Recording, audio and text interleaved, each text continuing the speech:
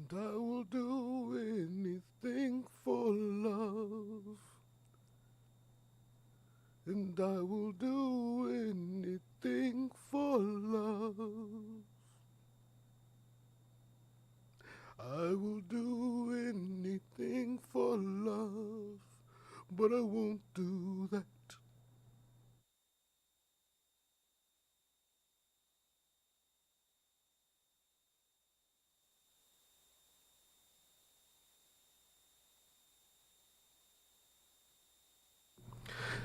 Welcome to tonight's show, starring Meatloaf. I didn't know much about Meatloaf, except it's awful good with some delicious glaze and the right type of gravy. But no, there was a singer named Meatloaf, still is,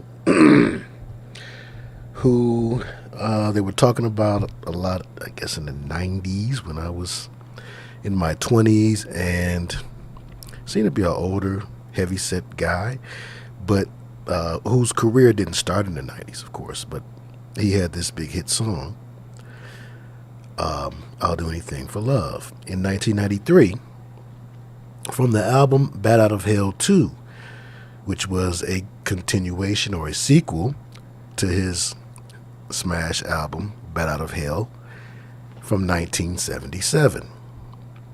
So he had a core following of fans from his old school days, and he was being reintroduced, if you will, in the 90s, and it was by way of this song, which was a huge song despite his struggle voice status.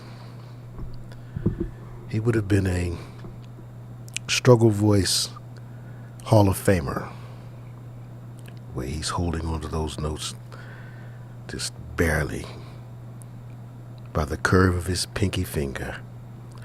But you know, like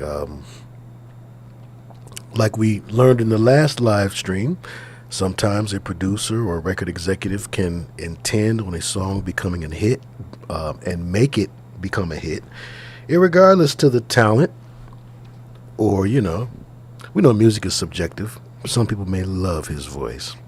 They may have loved his music in the 70s. But we do know, as was exampled last week in the last Songwriter Secret, when we talked about the song Owner of a Broken Heart, it was intended to be a hit, no matter who it was that did it. And there are songs like that.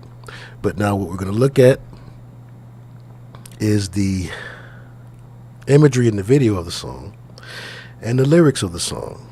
This was brought to us by Ryan, who didn't put his Songwriter Secret request in the proper place, but I happened to see it and it stuck in my mind.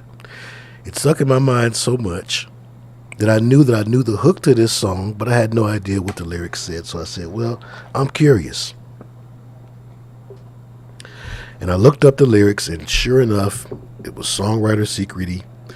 But the story behind the song, even more so the video itself, even more so. So let's see. Let's go to... I had the lyrics already set out.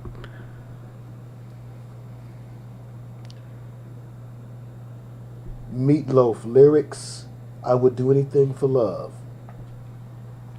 Of course, a lot of people are familiar with the video. It was such a huge song.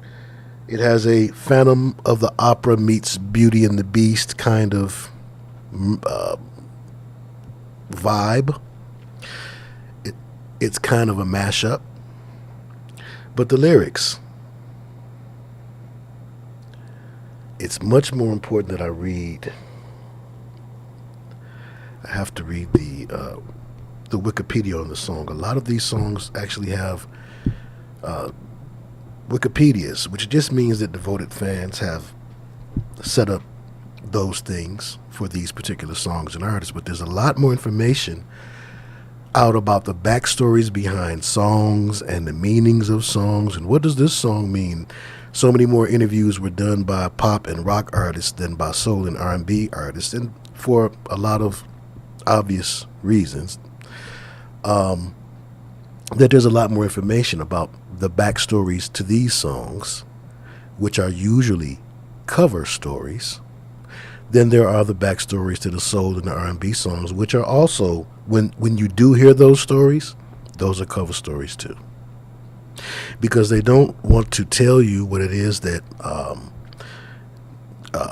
Pastor Joe Schimmel and Good Fight Ministries brought to light decades ago. In the documentary, They Sold Their Souls for Rock and Roll. There was also another one called Hell's Bells, where clips were shown of musicians and famous singers admitting on camera that the inspiration came to them for such and such a song. Hit songs, big hit songs. And it's almost as if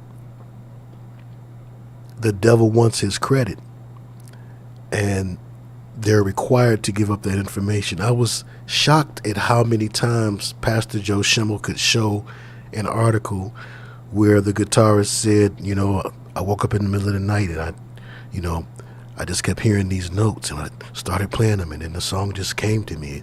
It's like it magically wrote itself. Many times we find the tales of artists claiming this. So we're going to read about the backstory, which is going to give us more information about the lyrics. So we're going to do this in the organic fashion. When we first hear a song, we hear the music. Then later on, we learn the lyrics, or we pick up on what the lyrics are. Then the video comes out.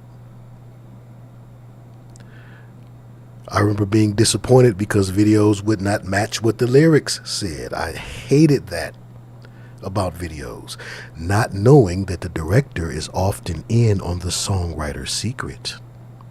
So they can't show you exactly what it is that they're talking about, lest they give up the secret. So oftentimes, not only would the video not show a love interest, it's a woman singing about her love to a man. Where's her love interest? Or it's a man singing about his love to some lady. Where's the love interest being represented? Or why is the love interest not being represented plainly in the video by a male or a female? Because this love interest is a spirit. So when we talk about the songwriter's secret, we're talking about these songs that are love songs, mostly love songs and ballads, which is what we did with the R&B and the soul, that's my wheelhouse.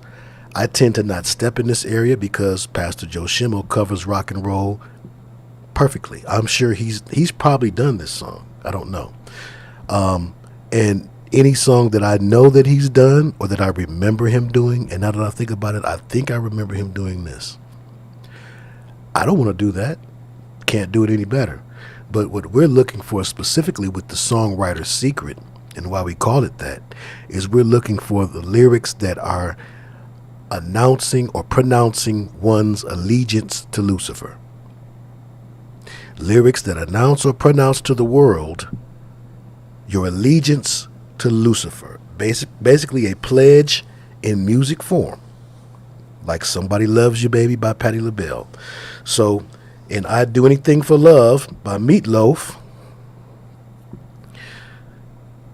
and I said what I would do is I would play a little piece.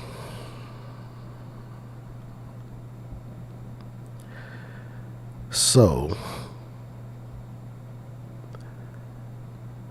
folks can be familiar with the tune, but I think this is big enough where we don't have to do that.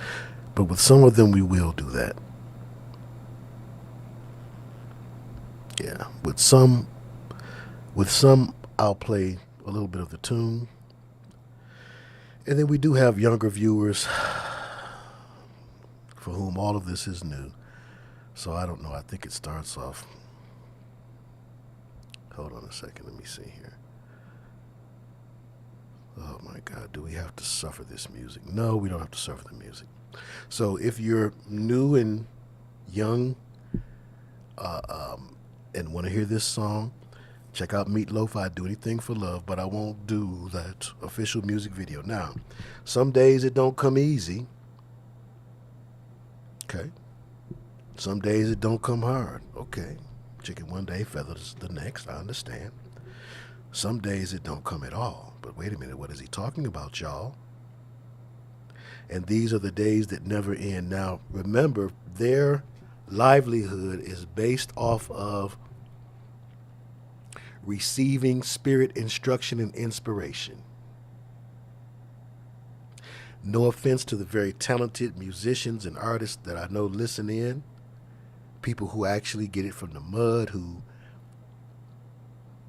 are using God-given creativity, but once you cross that line,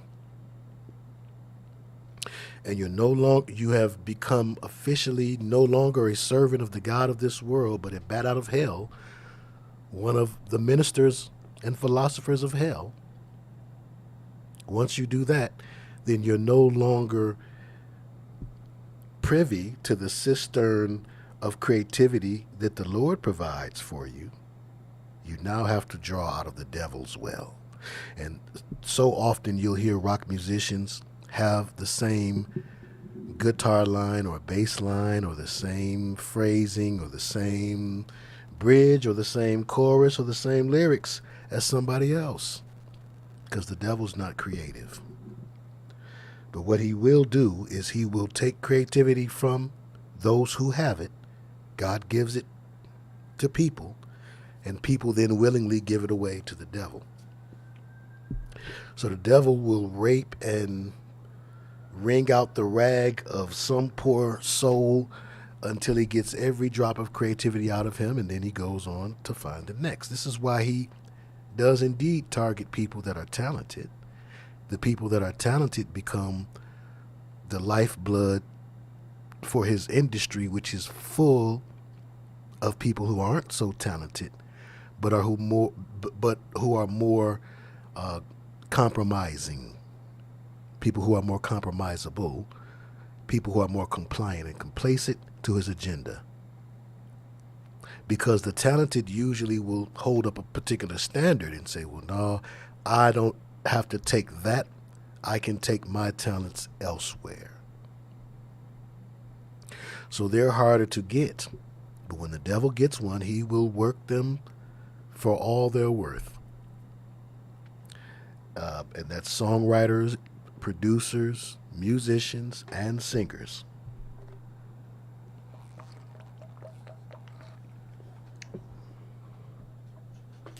So what's coming easy some days and what doesn't come some days at all is the inspiration. Some nights you're breathing fire. Some nights you're carved in ice. Now he's talking to Lou. Some nights you're like nothing I've ever seen before or will again. Maybe I'm crazy, but it's crazy and it's true. I know you can save me. No one else can save me now but you, Lou, because I have turned away. He's letting it be known here. This is a declaration of allegiance. Pledging allegiance. No one else can save me now but you. Purposefully using verbiage that comes from Christian ideology. The save me. Remember, the devil is not only into mocking God the Father, but he's mocking always the Messiah and the promises that the Messiah made, God the Son. And he's always attempting to take that place, to replace his place. in our lives, from the very moment that he would just kneel down before him. It's because as the prince of this world, he had that to give. But he needed more. He wanted what Christ had. That's what the devil knew would truly make him ruler.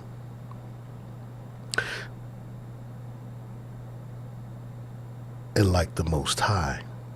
So he says, Meatloaf says, as long as the wheels are turning, as long as the bays are burning, and that's B-A-Y, bays, as long as your dreams are coming true, you'd better believe it. I would do anything for love. I know it's true, and that's a fact. I would do anything for love, and there'll never be no turning back. Now, like we've talked about before in songs like Wrapped Around Your Finger by the Police, oftentimes there's this duet thing going on. There's a term for it, and we're going to bump into that term when we read up on this song after I finish reading the lyrics. But I forget the term offhand, but it's a Latin term. But there's a type of duet that goes on where within the writing of the lyrics, within one verse even, the singer sings partly as themselves, and then the singer sings partly as the love interest, which in this case we know to be, and in the other cases that we've studied as well, we might as well say it, we know to be Lucifer. So take note of that also. He says, but I'll never do it better than I do it with you. So long, and I would do anything for love, or I would do anything for love, I would do anything for love, but I won't do that, I won't do that. I would do anything for love. Anything you've been dreaming of, but I just won't do that. I would do anything for love. Anything you've been dreaming of, but I just won't do that. And he goes on and on and on. But I'll never stop dreaming of you. Every night of my life, no way. There's no human being that you want to dream of every night of your life. And we understand that they go overboard, and love songs are syrupy and known to have these types of exaggerations. But like we've also talked about in past shows, that's part of why relationships are so unhealthy, and especially among youngsters when they're first learning about love and they're listening to these little songs, when they're thinking about their little boyfriend or girlfriend, they get all of these wrong ideas about love, and then you have this Romeo and Juliet complex type of deal happening where they want to kill themselves or to kill each other, because of this love that's supposed to, they're supposed to be together forever. And 9 times out of 10, half of y'all can't remember your high school girlfriend or boyfriend's name. But we all remember going through those emotions and going through that time. And then having all of these songs help to fuel those ideas with these gross exaggerations. Yes, love is beautiful and it's poetic as it is expressed in the Song of Solomon, and as it is expressed in the Psalms too, by the way. It is poetic. But what we view as poetry, like all the other forms of art, poets like to think of themselves as being so untainted and so disconnected from the world and connected to art. But poetry been tainted for thousands of years, like every other art form. What did we learn when we looked at the statue above Prometheus? What did it say? Teacher, patron spirit of every art, Prometheus.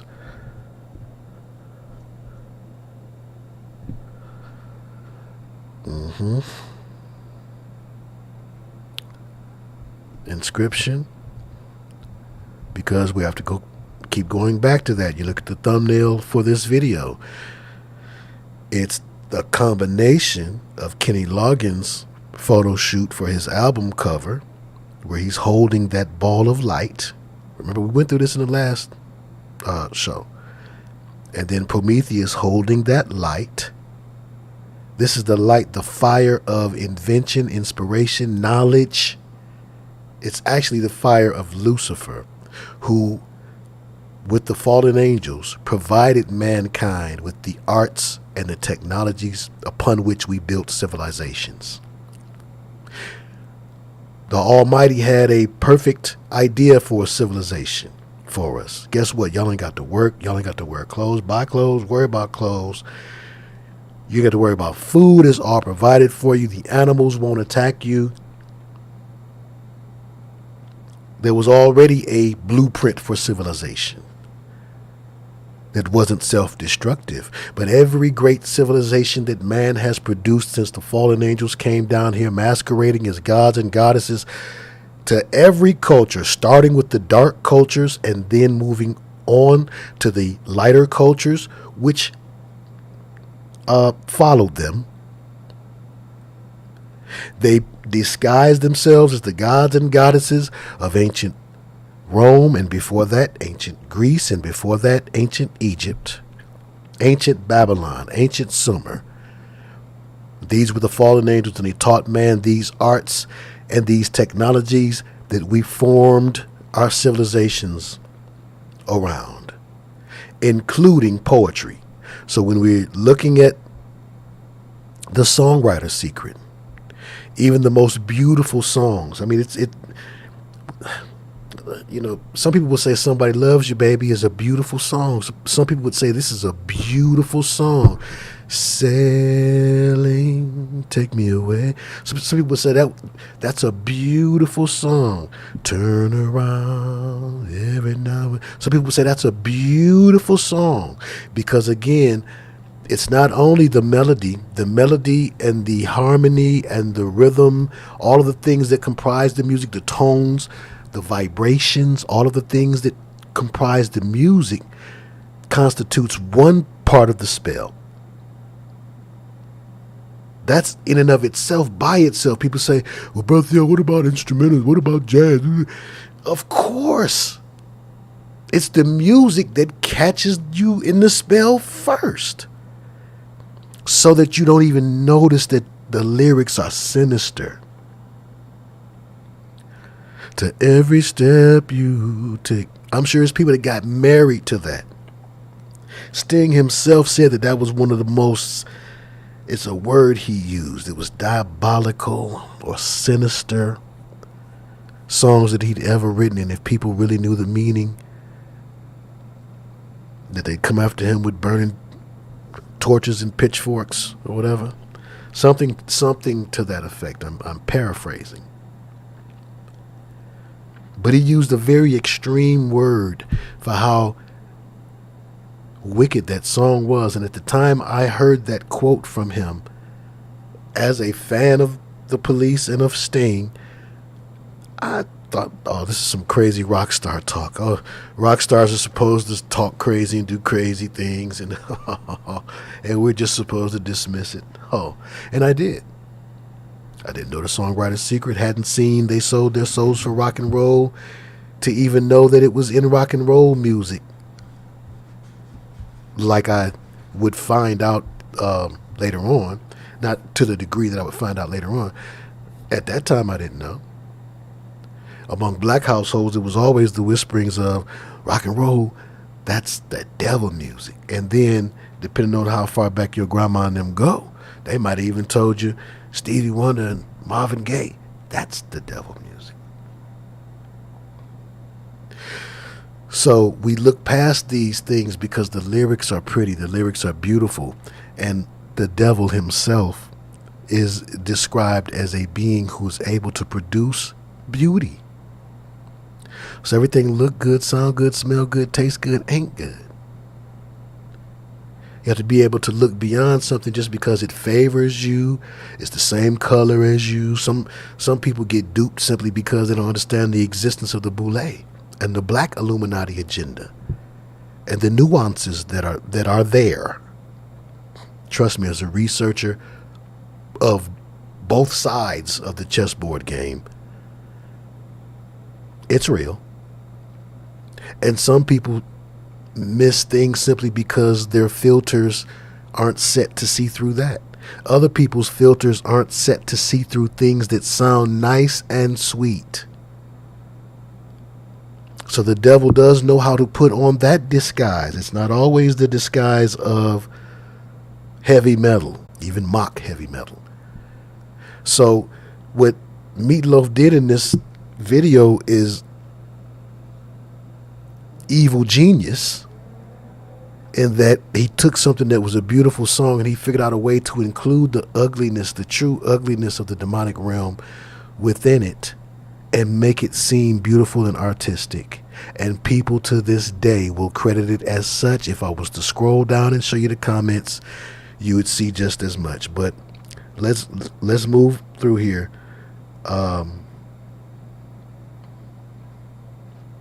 Okay, so he says, I would do anything for love, okay, but I'll never stop dreaming of you every night of my life. No way, okay. Will you raise me up? Will you help me down? Will you get me right out of this God-forsaken town?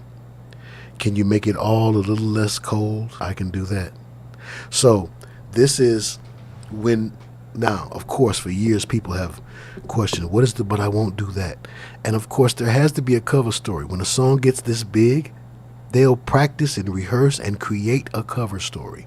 But Meatloaf covered it pretty good. Even one time going on stage with a blackboard and a pointer and pointing out lyrically that he explains what it is that he won't do. And this is it, where this part of the song comes in.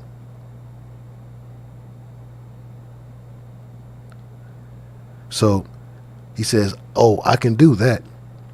He says, will you make me some magic with your own two hands? Can you build an emerald city? Wizard of Oz reference, and Wizard of Oz is often referenced when we're talking about behavior modification tactics, a la Tavistock Institute, which we're aware of. I've been on here for many years. There's not much that we haven't talked about it. If you've encountered it in your studies of the Illuminati and the Brotherhood, I promise you I probably have too. It's been decades. Just a decade on YouTube, but before YouTube, this was my area of study. So oftentimes you will find Wizard of Oz, you will find, what's another one?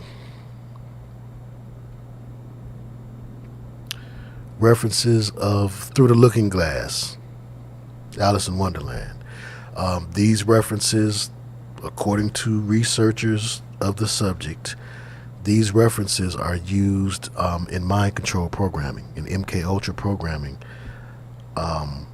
Like in the movie Manchurian Candidate, how the Queen of Hearts, I think it was the card that would trigger Leah Striever into his alter personality.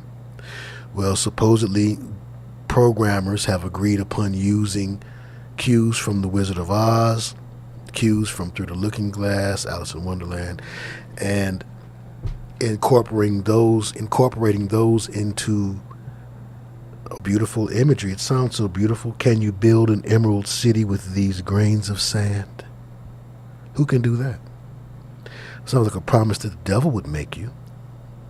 Can you give me something I can take home? I can do that. I can do that. Will you cater to every fantasy I got?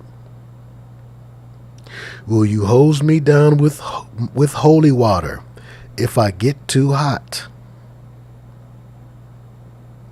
Will you take me places I've never known? I can do that. Oh, I can do that. So it sounds like it's the devil now saying, oh, yes, I can do that. And the person is asking for all these promises, and the devil is saying, oh, yeah, I can do that. I can do that. Okay. At this point, now, alluding to the mind control, after a while, you'll forget everything. It was a brief interlude and a midsummer night's fling, and you'll see that it's time to move on. No, I won't do that. I won't do that. I won't move on. I won't leave you, is what Meatloaf's reply was to what I won't do. I won't do that. I won't leave you. I won't screw around in this next part. I know the territory I've been around. It's all turned to dust and will all fall down. Sooner or later, you'll be screwing around. So this is the devil telling him, no, you're not going to stick with me. No, I won't do that. No, I won't do that. So he's saying, what I won't do basically is cheat on you, Satan. That's that. And yes, to your point, Brother Ryan, who brought the song to my attention, cheating on Satan would be what?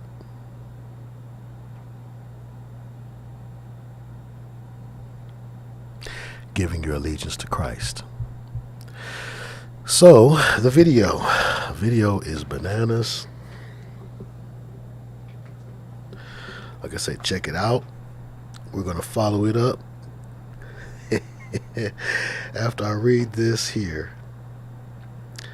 We're going to follow it up with another song that I understand someone has said something about before, according to Sister Ara, and that's cool. But again, I think all of you who are familiar with me here know that if I know somebody else did it, I'm not going to do it. Don't want to do it. If I remember, and of course I didn't remember that Pastor Joe, I do believe, did touch on Meatloaf not being with us, but being with them. But I don't remember a breakdown of the lyrics. So let's look here. There's a Wikipedia about the song. So let's get to the meaty part. Pardon me. Okay, this power ballad, it was a commercial success, reaching #1 in 28 countries. Lord.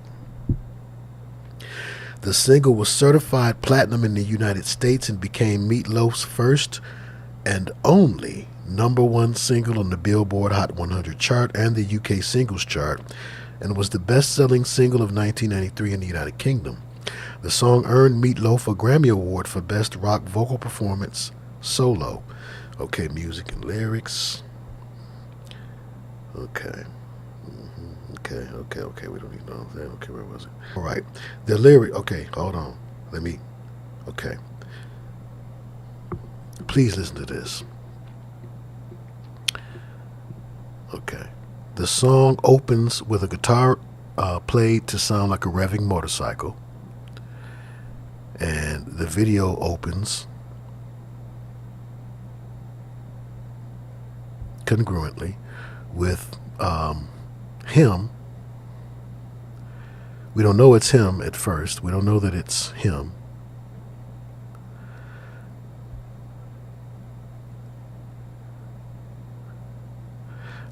But he's being chased by motorcycles, and it's police on motorcycles. Okay, keep that in mind. So it says, Roy Britton's piano begins to play along with the guitars and drums. The vocals begin at the 150 point. The opening vocals are accompanied by piano and backing vocals. The song then becomes much louder as the band, predominantly piano, plays the main melody for 20 seconds. An instrumental section follows the first verse and chorus, lasting over 45 seconds, with piano playing the title melody, accompanied by guitar and wordless background vocals by Todd Rundgren, Rory Dodd, and Kasim Sutton. The lead vocals recommence with another verse. The phrase, sex, drugs, and rock and roll, was changed to some days I just pray to the God of sex and drums and rock and roll on the recording. I repeat, the phrase sex, drugs, and rock and roll was changed to some days I just pray to the God of sex and drums and rock and roll on the recording, although Meatloaf would occasionally sing the original phrase in concert. How nice of you, Meat. Or should I call you Loaf? Mr. Loafer. The lyrics, "I'd do anything for love, but I won't do that," were first used in the song Getting So Excited, written by Alan Gruner, recorded by Bonnie Tyler in the album Faster Than the Speed of Night. And we're going to look at that, and y'all, your head is going to crack wide open when we look at that song. So the word I was looking for, the Latin word, is duet coda. Pardon me. At the 928 point, the song transforms into a duet coda. That's what I explained earlier. The structure of the verses remains, but the woman, who we know is, the love interest of the song, now asks what the man would do. And the love interest we know is Lucifer. So this is admitting, based on how we decode, that portion of the song is supposed to be a back and forth.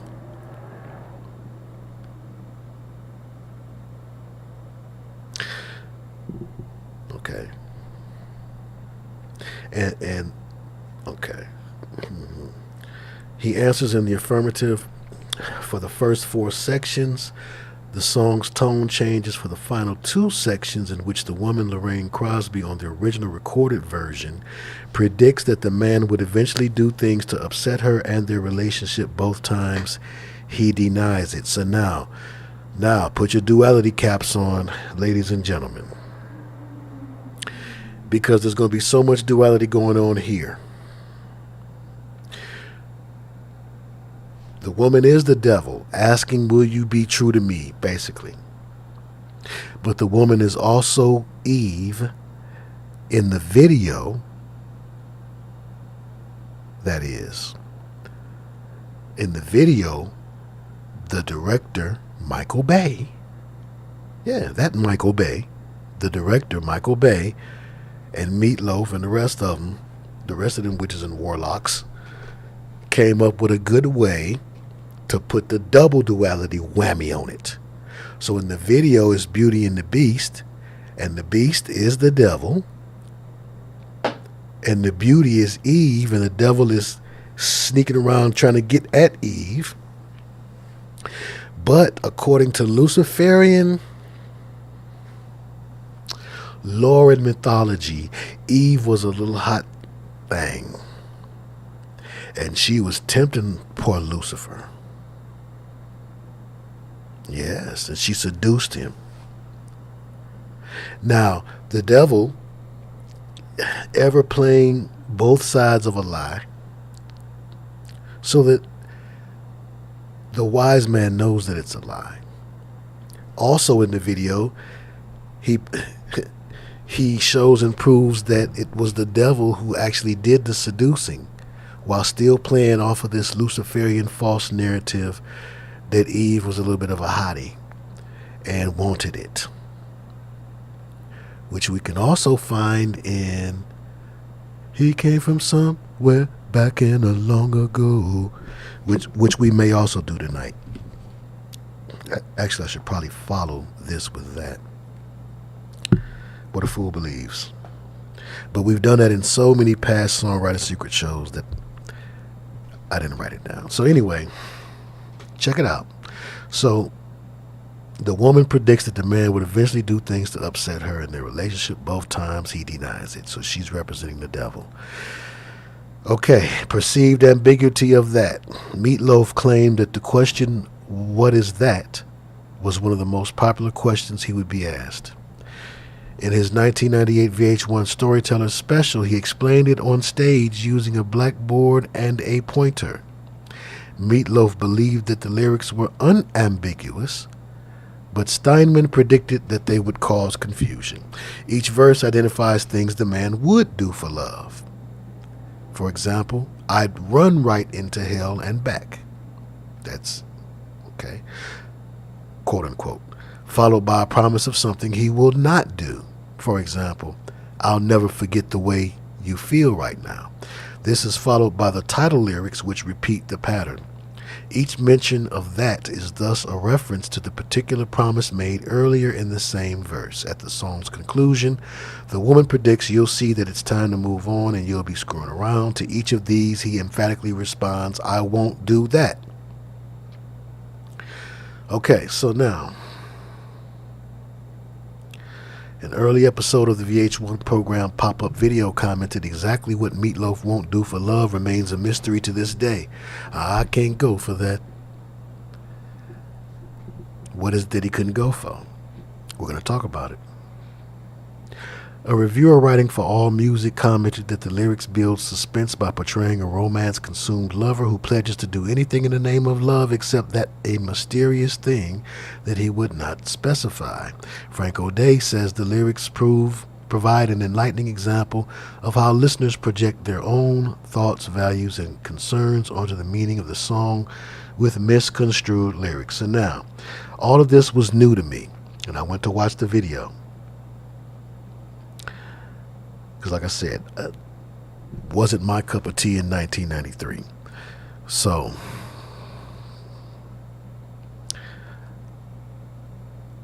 thank goodness for Wikipedia and these descriptions.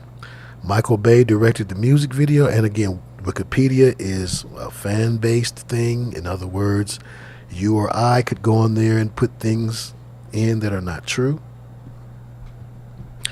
However, generally for trivial information, you can count on it to be pretty accurate, because people are more serious about trivial things than they are heavy things. I don't Wikipedia heavy things. Michael Bay directed the music video. He also directed the videos for Objects in the Rear View Mirror May Appear Closer Than They Are, and Rock and Roll Dreams Come Through, also from Bat Out of Hell 2. Bat Out of Hell 2. Filming took place in Los Angeles County, California in July 1993. The opening chase was filmed at Chavez Ravine, with the interior mansion scenes filmed at Greystone Mansion in Beverly Hills. The cinematographer was Daniel Pearl, particularly known for filming the Texas Chainsaw Massacre in 1973. Pearl says that this video is one of my personal all-time favorite projects. I think the cinematography is pure, and it tells a story about the song, quote unquote. The video is based on Beauty and the Beast and The Phantom of the Opera. Bob King did Meatloaf's makeup, which took up to 2 hours to apply because he kept eating it. No, I'm sorry. The makeup was designed to be simple and scary, yet with the ability to make him sympathetic. The shoot went over budget and was filmed in 90-degree Fahrenheit heat across 4 days. According to one executive, it probably had the budget of 4 weddings and a funeral. It is the abridged 7-minute version rather than the 12-minute album version. Interesting. It's 12 minutes long on the album. The actress in the video, Dana Patrick, is mimicking to Crosby's vocals, and no, she was not admittedly related to David Crosby.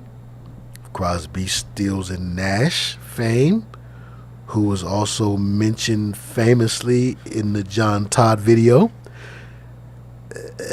when John Todd said that he had gotten out of the business of being the person to curse the records, which was once his job at Zodiac Productions. He was the temple room priest, and his job was to pray over the master tapes. He said that after he had been gone for some time, he ends up bumping into David Crosby, which we're going to read more about him also tonight.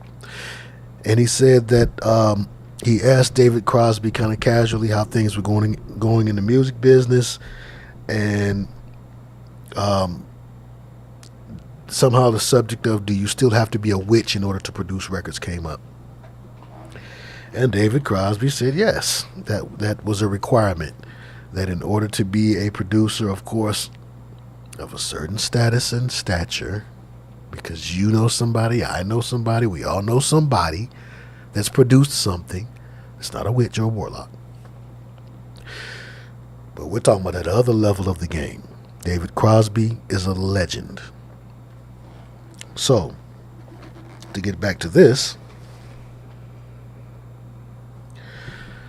the woman singing the vocals, Lorraine Crosby, again, I didn't find anything that said that they were officially related, but we know that oftentimes that's what the music business is about. The entertainment business is also about ancient, old bloodlines being brought back to the status of worship, being idolized again. And it's possible that they may share the Crosby witch bloodline, like there's supposedly the Collins family bloodline. Not just the 12 or 13 Illuminati families. Okay, but let's continue reading. Side notes. Okay, the actress in the video, Dana Patrick, is mimicking to Crosby's vocals. She did the same thing for Patti Russo's vocals in the 1995 song, I'd Lie For You and That's the Truth. But that'd be an interesting song to look at. Never heard it or heard of it. According to the captions aired on Pop-Up Video, Patrick received several offers for record deals after the video aired from executives who assumed she was actually singing in the Meatloaf video. Now the story begins with the opening credits saying, I have traveled across the universe through the years to find her. Sometimes, stop. Sometimes going all the way is just a start. I'm going to mute this.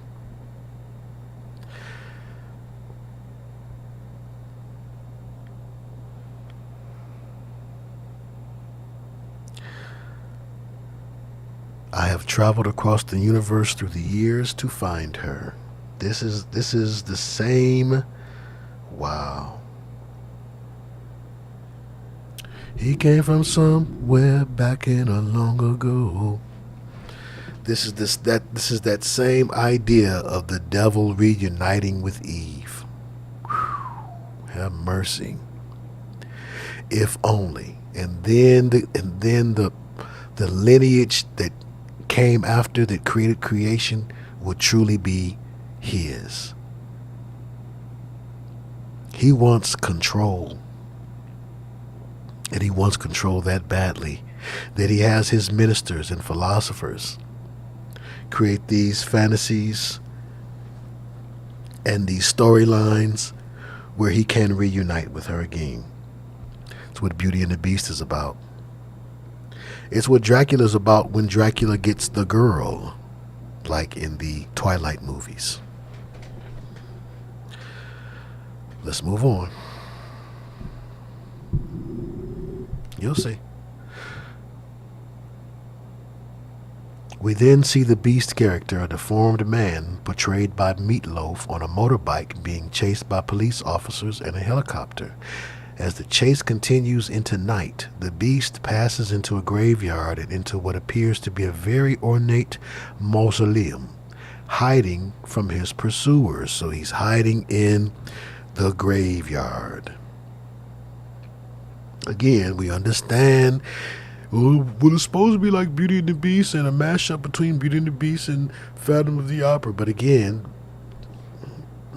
people that do horror stories and horror movies and scary stories and scary movies, Edgar Allan Poe all the way down to Wes Craven, they will often tell you that they have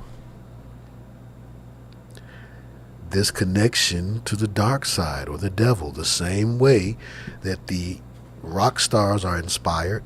They too are inspired, and they find themselves to be kindred spirits with these rock stars because they receive the same type of inspiration.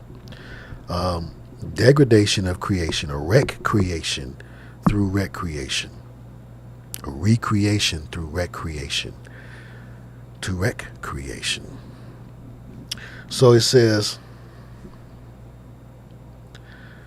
as the officers enter and examine the mausoleum, he crashes through the wall, Meatloaf does, with his motorbike and accidentally knocks down a police officer whose shotgun goes off, meaning that really he's innocent. Really the devil is innocent because the police represent the authorities, chasing him out of heaven, bat out of hell. And the devil again representing himself as a good guy. All of these movies are the devil's advocate. All of these videos and songs are sympathy for the devil.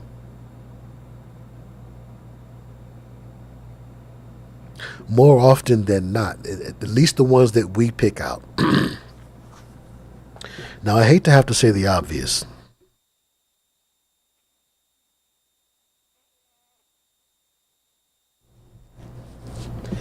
But for the sake of some people, I feel it necessary to do so. We know that it's not in every music, it's not in every song. We're even careful to call it the songwriter's secret because there may be some cases where the singer don't know what's going on. They're game goofy goober and brand new to the system. They don't know. They're paired with a songwriter who does. That happens. We also know that sometimes the way that people stand or the way that they position their fingers is inadvertent. I assume you to be of above average intellect. You can assume the same of all of us. We know those things. We understand those things. So what we're talking about,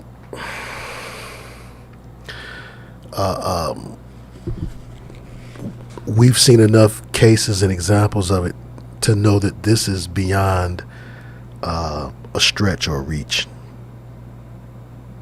This is not a stretch or a reach. Rather, this is greater than that. This is a secret. The devil's greatest trick that he ever pulled, according to the famous quote, and it's just a quote, it's not a scripture, is that he made the world believe that he did not exist. So he hides in plain sight, and he likes to hide while at the same time getting glorified. He must have his glory. He's a glory hound, clout chaser to the fullest. He is the clout chasingest of clout chasers. He is the great granddaddy, grand poobah of clout chasers. He wants his credit. He needs his credit. So the only way that he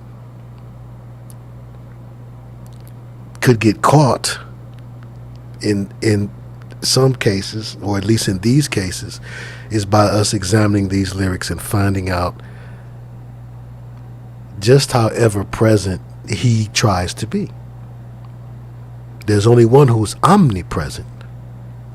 The devil tries his best with his all-seeing eye and with covering every art, with being a part of architecture, with being a part of everything.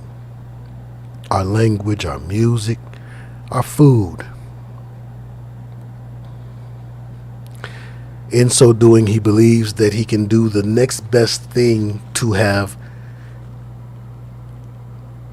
taken the place of Adam with Eve. And that is he can create a new creature in him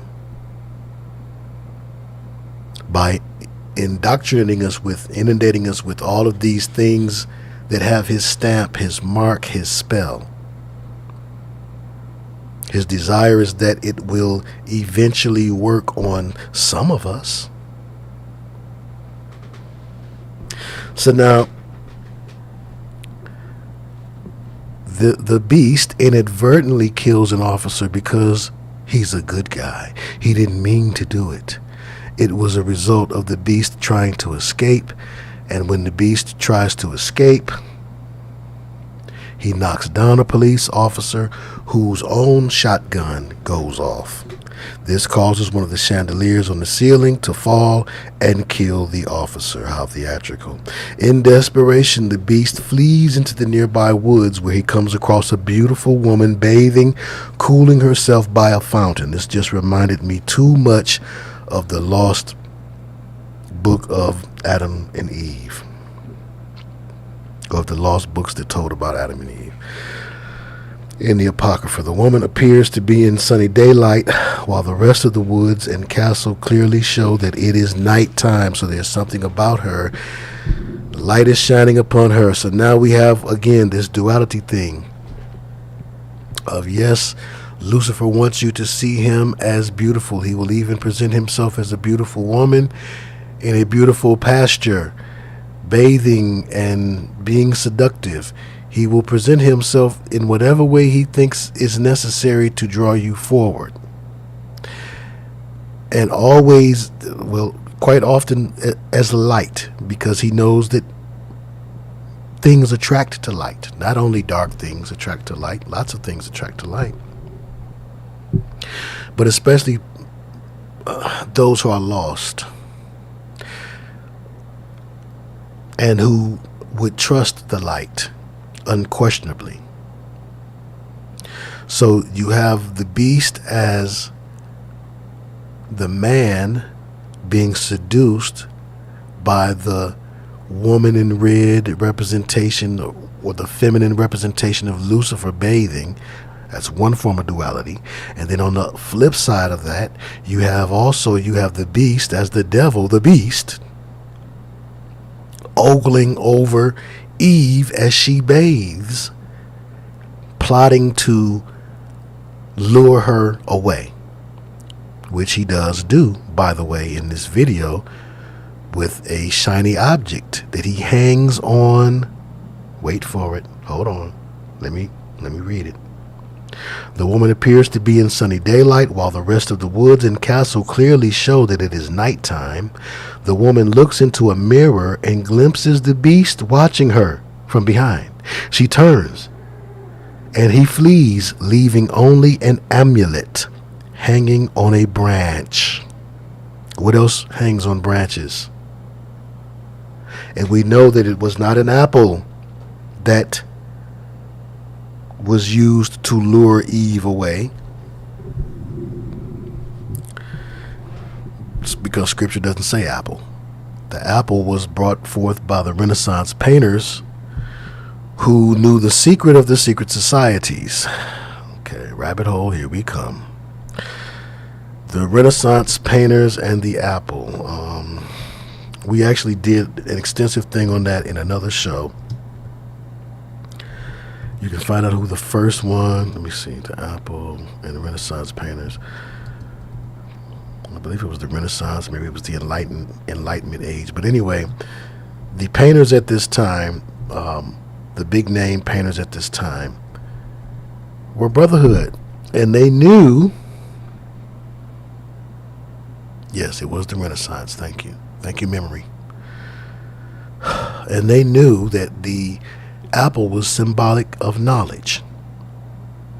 Look on the back of your iPhone. Look on the back of some of y'all laptops. That apple is symbolic of knowledge. It's symbolism. So Eve didn't bite from an apple, but Steve Jobs and Steve W. knew the symbolism of that. And so they show an apple with a bite out of it as saying that knowledge. And serpents also represent knowledge. What a coincidence for all of your super secular friends who think that there's nothing to gain from the Bible but control. It's just to control people. It's just to control people. Stay away from that person. They want to do the wildest things that you shouldn't want to do. Because just about everything that the Bible, Old Testament and New Testament, tells you not to do, and again, that's taking the old with the new, not isolating things from the Old Testament. Well, it says here that you shouldn't wear two fabrics that's blended together. Again, we have freedom in Christ. So those who overstand the Old Testament and the New Testament and how they come together to form one book of law know that there's nothing that it says that you shouldn't do or can't do that you should really want to do, just to be honest. So it's not that, but it's that the devil wants you to do what you want to do what you want to. Why don't you do it till you're satisfied, whatever it is. Do it till you're satisfied. Do what you like. Do what you like. Do as thou wilt. You can go your own way. Do what you want to do. There's no rules. Freestyle. If you're a man, paint your nails. Do what you want to do. Those are the people who are the quickest to say, oh, well, it's all just control, blah, blah, blah. And they've done absolutely no study of religion whatsoever. You have to really study and understand religion on a knowledge basis, and then you have to have experience to understand religion on a wisdom basis. That's to deal with people, to be around different people, to understand how God works through individuals and how God works universally without contradicting his word. That takes time to understand that many of the things that you know or that you learn that are knowledge won't apply to wisdom and understanding. So the painters began to turn their paradise gardens into apple gardens. In the works by Sandro Botticelli, Spring, Golden Age by Lucas Cranach, the elder, apple tree is the center of the world, the tree of life, and the personification of youth. But it always is to represent knowledge. When I was a young man, it was not uncommon for somebody to tell you to get a teacher an apple. Why an apple? Why not an orange or tangerine? The pomegranates are delicious. Why not a bunch of grape? Why not a honeydew? And because an apple was representative of knowledge. And so the Renaissance painters began to use them in Adam and Eve depictions. And that's where people, Adam and Eve, forgot that part. And that's where people get the association from. That, oh, she bit from an apple. Doesn't say it nowhere in scripture. People get it from pictures. They get it from pictures. Okay, so now, knowing that people get that from pictures, and that's the idea. So the Brotherhood is letting you know that this symbol has a meaning. Okay. Prometheus teacher. Okay. All right, so going back to Meatloaf. Forgive me. Had to go off on that little aside there. Okay, so what they say is that what was actually ingested was some sort of hallucinogen, or was something that gave her an altered state. Now, why would something that would give you an altered state be in the garden? I don't know. And how could we know that it's true that it was something that would give you an altered state? I don't know. Why would there be a tree there that you shouldn't eat from in the first place? I used to always say that. I don't know to that, but I do know, because that was their test. That was their only test of faith.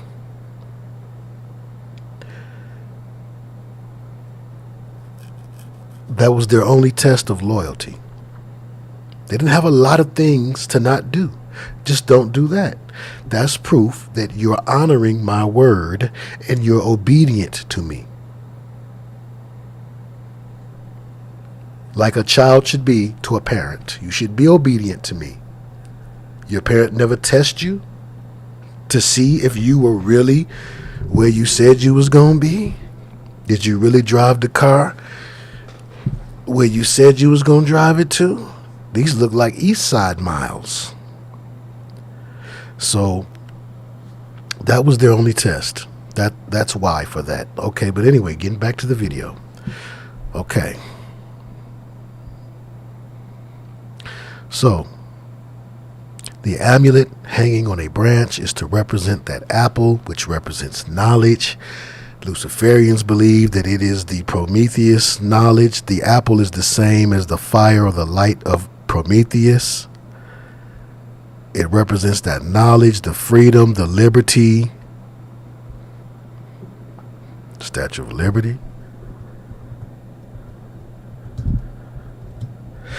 Often this idea is represented by a woman, not because there's anything wrong with women. God, Lord knows, of course. I assume that people won't even think that that's the connection there.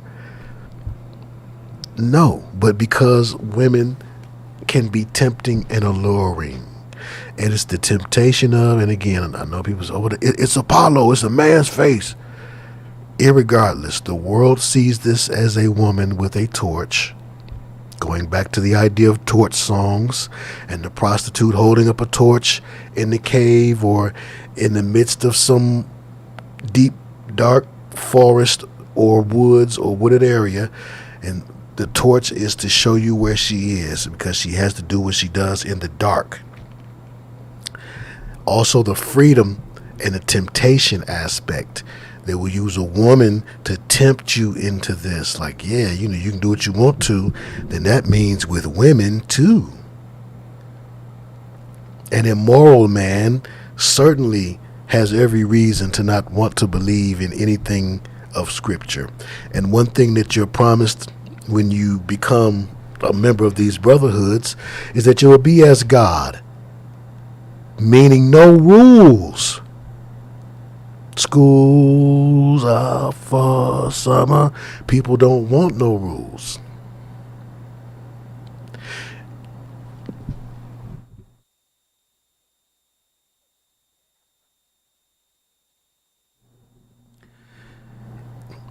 If you let a child have no rules, they're going to go junkie wild and they're going to do whatever.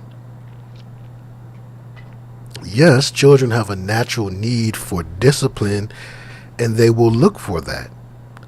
But there is within the human mind this desire to be wild or to go wild if allowed to do so, which needs to be quelled. That needs to be capped. It needs to be controlled. Well, this represents a lack of control, the eating of the apple, the taking of the torch or the light, the Prometheus light.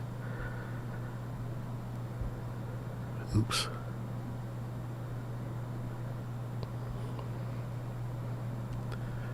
The same light that old boy was holding in Kenny Loggins. Look at Kenny's scarf. That same light, that's the apple.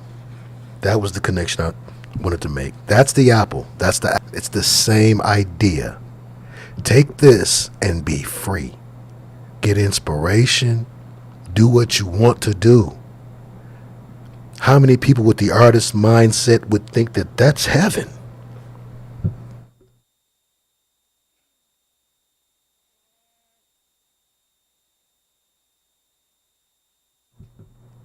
So that's why so many do indeed take that deal and pledge themselves or pledge their allegiance to this God of the earth. Okay, now back to meat.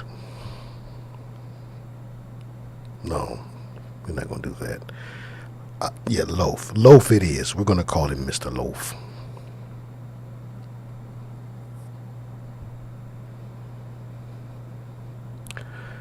Let me see.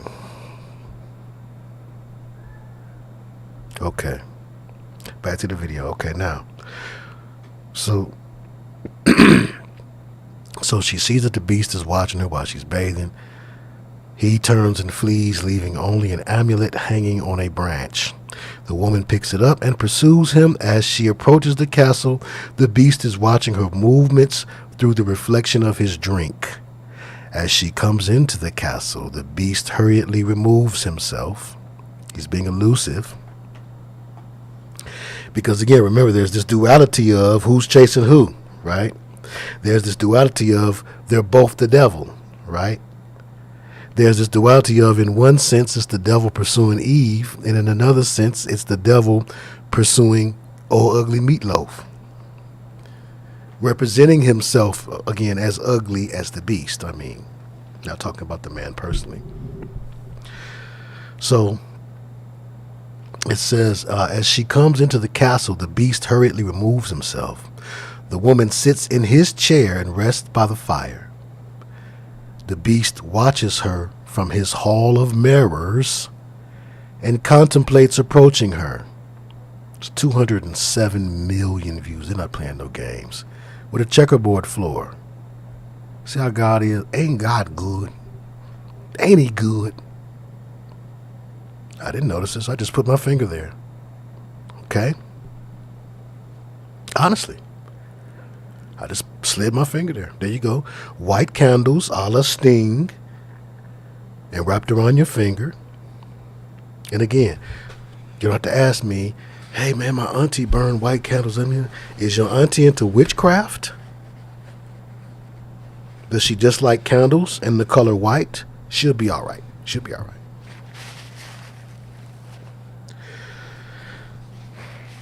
Does everything work that way? No. I don't care who plays with a Ouija board. So yes, there are some things that are absolute, but you have to have some kind of common sense. Okay, so the beast watches her from his hall of mirrors and contemplates approaching her, but is ashamed of his appearance. Of course, there would be checkerboard floor when it's duality, duality, duality, and a hall of mirrors.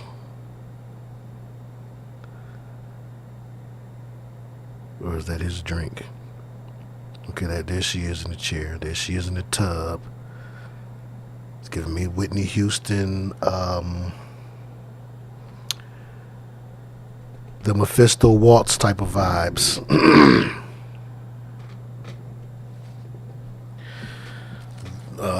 The rebirthing ritual where you go under the water as one person, they put a mask on you and you come up as that individual that the mask is of. A play on the Metropolis rebirthing ritual that we've talked about in the past couple of videos. Let's move on. Okay. Again, to just show you, it's not just about Beauty and the Beast. Don't let him fool you. And Phantom of the Opera, because he wears a Phantom of the Opera mask to conceal his look. It won't give me that again. Ain't that something? My finger landed right on that before, and now I can't even get it on there again. So we ain't gonna worry about it. Y'all saw it. Sweet Love video. Look at that. Anita Baker and all them candles and she dancing around and no man. Reminds me of this situation on screen. But anyway, so the beast watches her from his hall of mirrors and contemplates approaching her, but is ashamed of his appearance. She later is seen having a bath, interspersed with the police officers finding the dead officer's body finally, and then preparing to raid the castle. She is later seen trying to sleep while being seduced by 3 vampy women. She is later seen trying to sleep while being seduced by 3 vampy women, while the beast sits in a chair, a reference to Dracula and the brides. Again, the 3 witches, the maiden, the crone, and I always forget the 3rd one, but y'all know what I'm talking about. The beast leaves the room and, seeing his reflection, begins to smash up the mirrors. The woman, hearing the noise, comes out and follows him into a presumable living room. The beast observes her from above and levitates the chair she is sitting on. He has magical powers. Of course the devil does. That's his religion, magic. New Age. The beast, then hearing the officers are near, moves away and pulls the chair back down, breaking a lamp. Lots of symbolism for those who want to go deeper into it. The 2 run away and the woman removes the beast's hood so she can look at him clearly. She accepts him, aww, and caresses his face while they embrace. As they pull away, the beast is returned to his human form, and the 2 disappear just before the police catch them. the police catch them. The woman and the transformed beast finally ride off into the sunrise on his motorbike. So they escape, coming to where he rules to deal with him.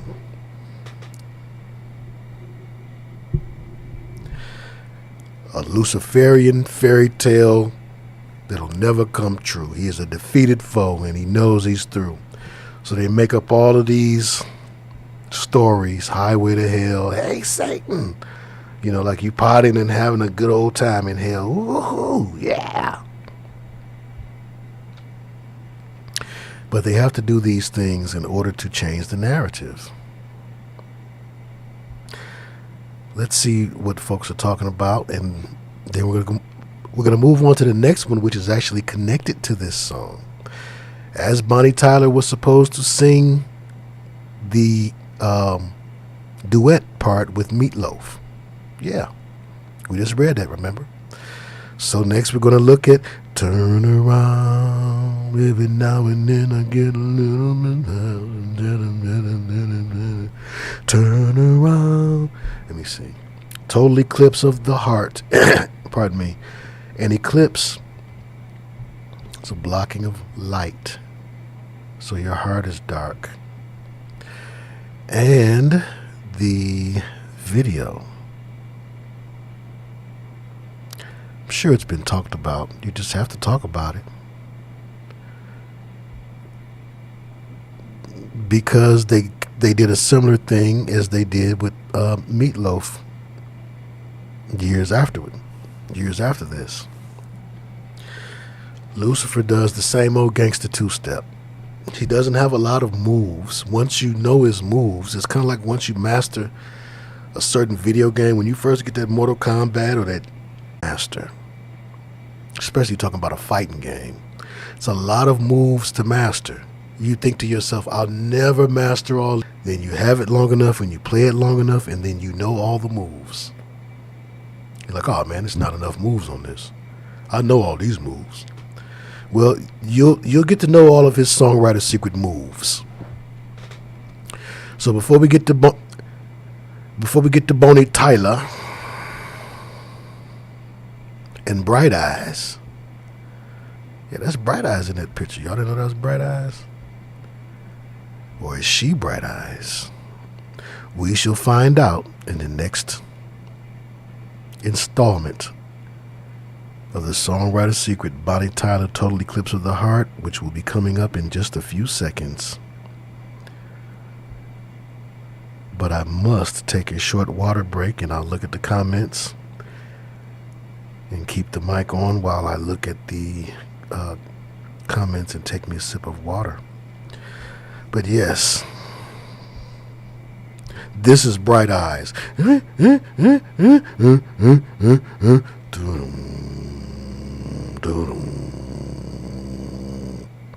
Yes, that pretty song. Well, it's based off a vampire movie. Wouldn't you know? But see, that's why I have to tell you the backstory last. Because the backstory comes last. Think about this. In rock and roll, for years, they was able to keep the Songwriter secret as long as the writers can keep it secret and the band can keep it secret. That's it. Enter MTV. Now you got more people to share the secret with. Uh-oh. Now you got directors and all the people that the director needs to make his vision happen. The grips and the key grips and the set designers and the costume designers and all of the people involved, the writers, all of the folks involved in making of a video now. So now you've got that many more people added to the secret. That would make things a little bit more difficult. So you find a lot of these backstories and these interviews coming out during the time of MTV, not just because there was more interest because of music videos. Sure, they could have just kept it right there. But also because there were more questions because of the videos. The videos gave fans additional questions. If you had no questions before about this song then you see the video, you're going to have some questions.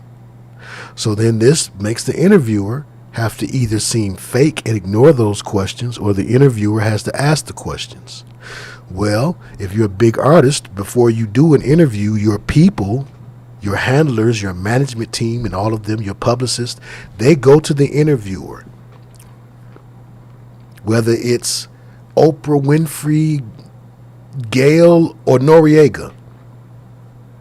And they tell the interviewer, they say, listen, we don't want to talk about this. We don't want the game to talk about when he was a male stripper and being on Change Your Heart and having a butterfly tattoo on his face. So make sure you don't mention those. All right, all right, WAC 100, I got you, man. Word. So deals had to be made. And the interviewer who is up on the secret, the director is up on the secret, the artist is up on the secret, they can all sit there and jive us. And give us a jive backstory. Oh, well, see, first, this song was originally written for a play about vampires. And so then we decided that because of the popularity of certain movies and the Lost Boys or whatnot, we decided that we'd take this beautiful song where we could have produced a beautiful, bright and colorful, cheery, festive video that to this day would be the standard for love song videos. Countless weddings would be using this song and playing this video in the background. Can't nobody wedding play this video in the background? So we about to look at those. We about to look at those lyrics, but it's more so the backstory with this particular song. And I do need to take me a little sippy dippy dip of water. And while I sip water, y'all can listen to calculator and look at the banner going by. And modulators, please let folks know who are coming in that I'm just going to take a short water break, and I will be right back with Total Eclipse of the Heart. Please do that for me if you guys would do so. Thank you to the moderators. Thank you to the super chatters. And thank you to the folks who are here. I haven't even looked yet to see how many people it is, but I don't care if it ain't nothing but 3. I'm going to do it the same way. And that's the way it's supposed to be. I'm going to do it like I'm used to it. And we're going to do it till we through with. So I'll be right back, y'all.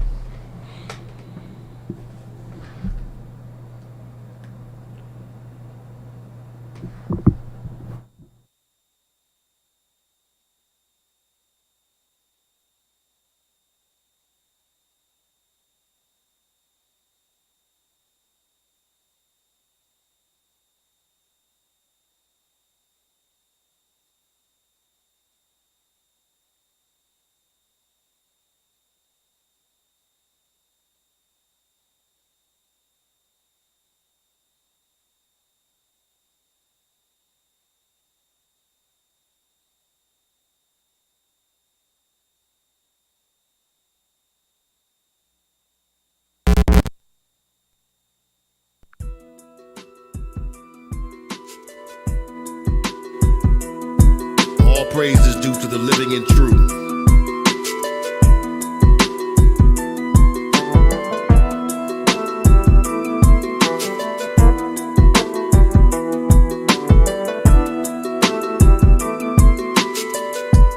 Don't get it misconstrued, I'm not your dude, I'm just your mister, my brother minister. Son, don't you maybe get sinister, keeping it simply scripture.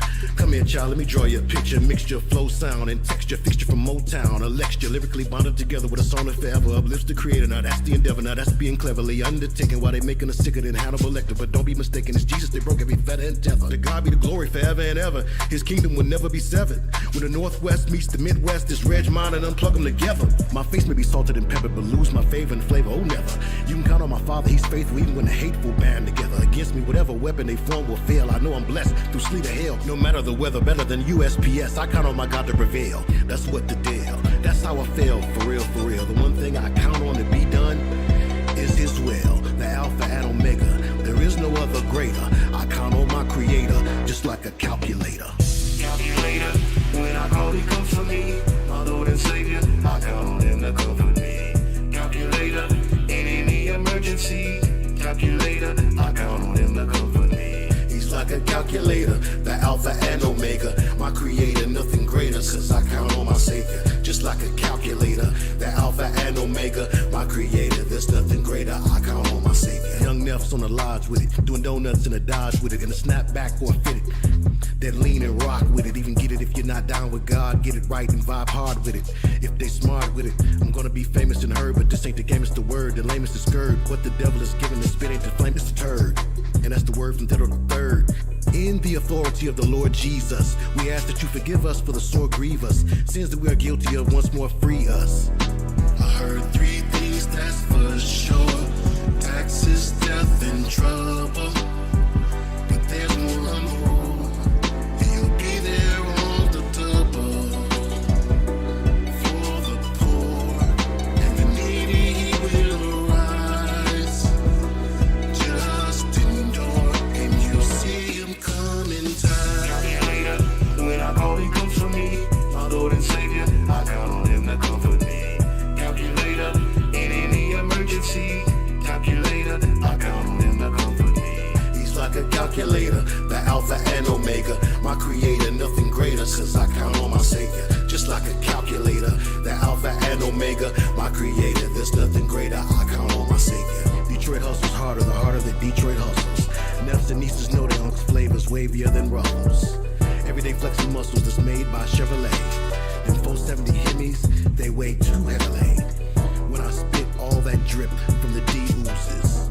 Boggers that bass drop slapping like the Three Stooges. I can do it cause I'm used to it. I was through with it before you knew what to do with it. You did it, but I did it back when there wasn't nobody with it. Cheers, I stand alone like Sam Malone, tending to these bars, out cold fooling. Y'all bars granola, my bars go bullion. 24K all day, ain't trying to hate your family. But if he's whack, I have to send the rapper back to the lab, Nature's Valley. My God, stop it, if you winning then the scoreboard's broke. Heavy topic when I drop it, every floorboard broke. Your flow is sing song, my flow is King Kong. I commune with the Holy Spirit on this tune, back and forth like it's ping pong. Calculator, when I call, he comes for me. My Lord and Savior, I count on him to comfort me. Calculator, in any emergency. Calculator, I count on him to comfort me. Calculator, when I call, he comes for me. My Lord and Savior, I count on him to comfort me. Calculator, in any emergency. Calculator, I count.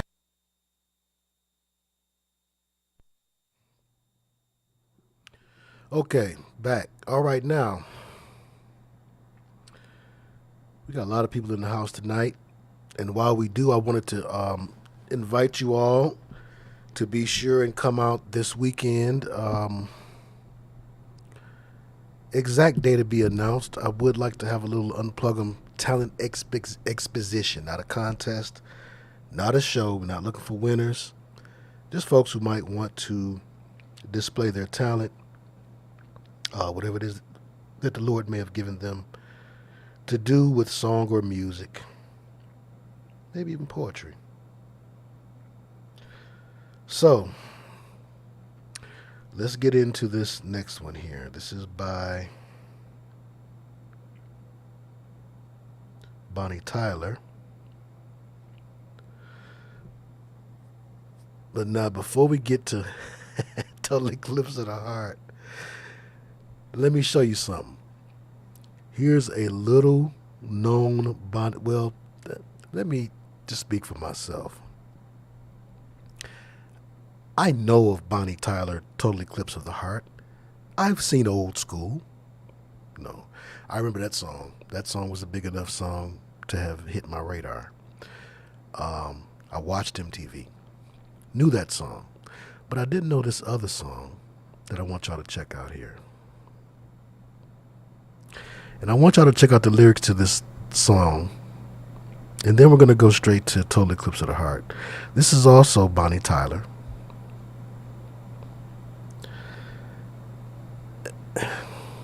Let's put her up on the screen here. She had that smoky voice, kind of like my girl, Stevie Nicks. I know she's a witch. Fight the Good Fight did such a good one on Fleetwood Mac that we can leave them out of our conversation, but of course they're a part of this conversation. They define this sound of soft pop and rock in its earliest forms, when folk kind of morphed into something else, and that kind of birthed the soft rock era of the 80s. Fleetwood.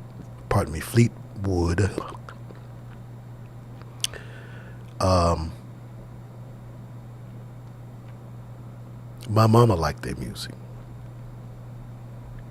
I had to text her and ask her. I was like, "Ma, did you used to like Fleetwood Mac?" Because I couldn't understand how come I had these vivid memories. Like when I first went to revisit Fleetwood Mac for our earlier Songwriter Secret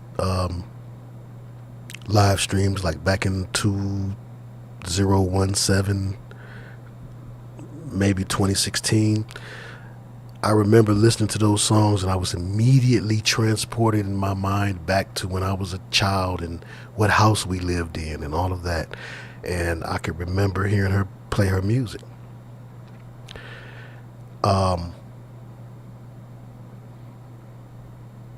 So there's that. But also the circle that they ran in. Well, the circle of Bonnie Tyler and Lorraine Crosby and Meatloaf. Okay, Lorraine Crosby sang on the Meatloaf song, I Would Do Anything But Love. We just read about that. Bonnie Tyler was supposed to have done it, so she's affiliated with both of them. Bonnie Tyler said, let me tell you what she said about how Meatloaf played Lorraine Crosby. It was funny how she worded it. She said, Meatloaf was being a bit naughty and didn't include her. That was the wording that Bonnie Tyler used. Because he didn't credit Lorraine Crosby. She's credited as Ms. Loud. So maybe she fell out of favor with the other witches, but she's credited as Ms. Loud instead of by her name. And Bonnie Tyler commented and said that Meatloaf didn't do her right, but she didn't scold Meatloaf. She said he was being a bit naughty. All right. Also, there's an odd Vivo video for Bonnie Tyler's Total Eclipse of the Heart. It's just a visualization of just her face with this laser beam going directly through her ears. It's just kind of creepy. Yeah, if you play that, if you play Bonnie Tyler Turn Around, Total Eclipse of the Heart, official audio from Vivo, this is going to pop up on your screen while the song plays. But she had another song. This is a trip. The song that they said that the term I Won't Do That was first used. So this song by Bonnie Tyler is part of the inspiration for Meatloaf's song. Okay? Keep that in mind. How they're all connected. And the song is called Getting So Excited. I'll bring it up here just so you can look. Oh no, the video. Yeah, okay. They only had a performance video, which is a promo video.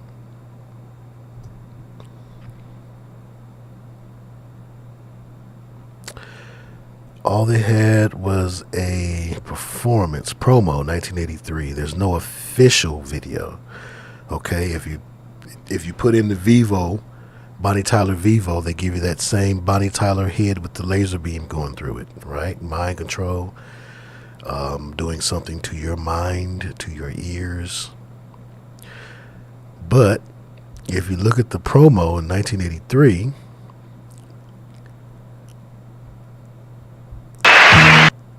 just want you to see what she got on. And granted, it's 1983. I know it's grainy. If you want to see it better, type in Bonnie Tyler Getting So Excited promo 1983 and you'll get it, and you can watch it as clear as you want to see it. But what I wanted to point out was just quite simply that she's attired, and again, it's the 80s, but she is shortest red dress and red stockings, and it's 83. I get it. She's a rock star. I get it. But if she were not a rock star, this is the attire that, wouldn't be surprised if someone would walk up to you wearing this attire at that time and ask you how much at that time, because it wasn't as common today to be so risque at that time. Not that that would be right. It's probably not right if you decide that you want to dress like a firefighter. It's probably not right for somebody to walk up to you and ask you to come put out a fire, but you shouldn't be surprised. So there's that, the woman in red look. Now dig these lyrics for Getting So Excited, and you tell me what it's about. I bet you can. Check it out. This is the first one of its kind. No, this would be in the category of Hotel California. So there's your hint. Think of what type of songwriter Secret Hotel California is. What are they describing? And tell me what she's describing. The room's all set and the doorbell is ringing. The first to arrive switched their dials to swinging. The first to arrive switched their dials to swinging. So your dial was set on hetero, but when you arrive, you set your dial to swinging. Hello, hello. The room's all set and the doorbell is ringing. The first to arrive switched their dials to swinging.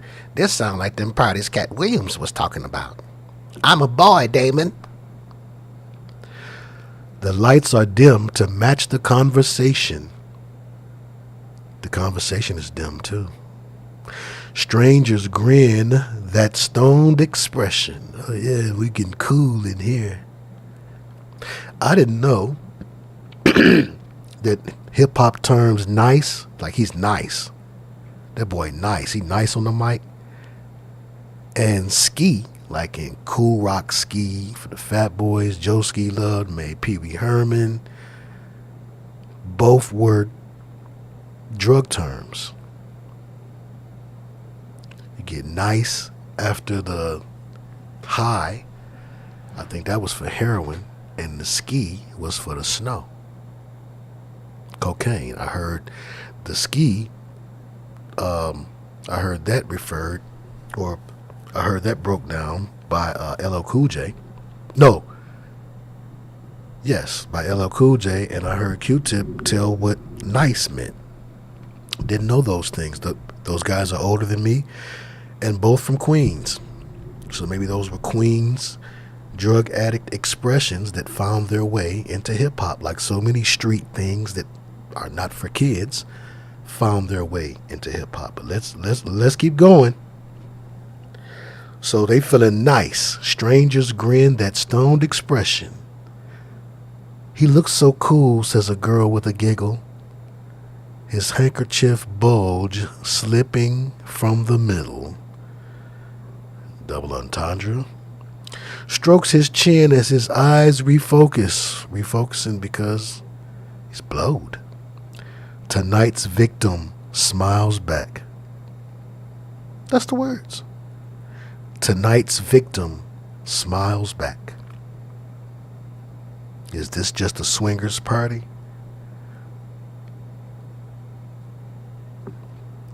He's getting so excited. Uh-oh.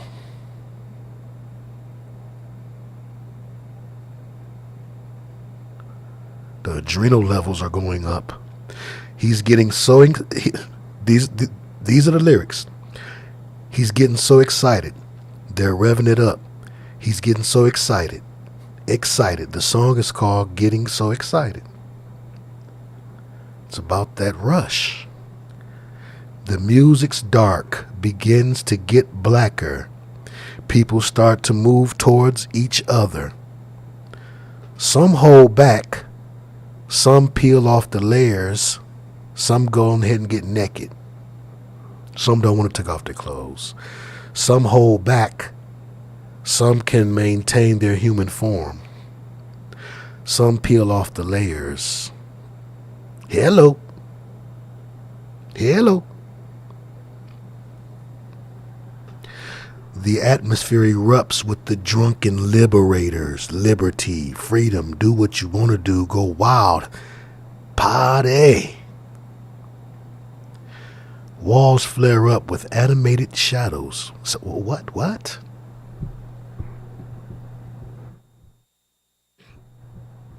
I said walls flare up with animated shadows as dancers jump like emancipated jackals. Jackals being set free to just go wild, go jackal wild.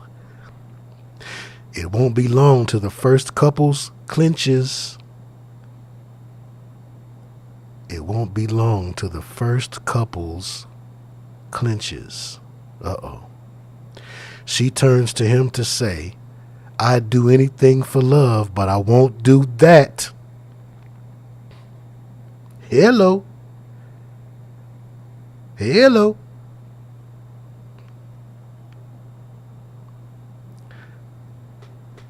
Well, I'm going to have to say it.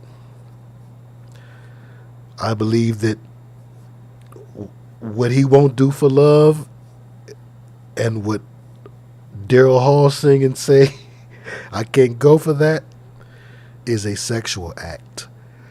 That's what's also being expressed, unspoken, and can't be said.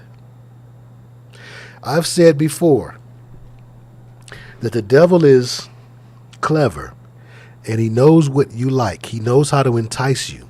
There are some men that he would not be able to entice into doing certain things. Do you think the devil would stop trying to get a hold of them then? Do you think that if the devil came to figure out, okay, well, I know I can't get so-and-so through drinking. That's just not their thing. Do you think he goes away? No, he tries something else. That's making a deal with the devil. So some of these people actually make a deal. Say, nah, I don't want to go that route. I don't want to play drums for the Butthole Surfers. I'm cool.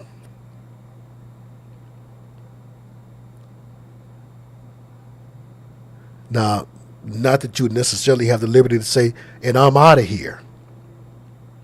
But if you did have the liberty to say that, and you had some talent to bargain with, a deal can be made with you. Okay, you can keep your boxers on. But we need your firstborn. Keep your boxers on, but we need your wife who was your high school girlfriend. That type of deal. Let's continue. Walls flare up with animated shadows as dancers jump like emancipated jackals. It won't be long till the first couples clinches. She turns to him to say, I'd do anything for love, but I won't do that. She's getting so excited. They're trashing it up. She's getting so excited. The smoke mist clears to reveal drunken Jimmy. And this is before Jimmy by Karis One, so that's not what she means. Just a guy named James or Jim. The smoke mist clears to reveal drunken Jimmy, who's just turned up, seen his woman getting friendly. So he came in drunk and seeing his woman with somebody else. With a charmer boy in a secondhand leather, he sees his woman not just getting frisky and friendly with somebody else, but with a charming, pretty boy who ain't got no money but probably got a lot of game. Lights go green, there's going to be danger. With two great strides, there's a push and scuffle. You can't make out through the naked muscle.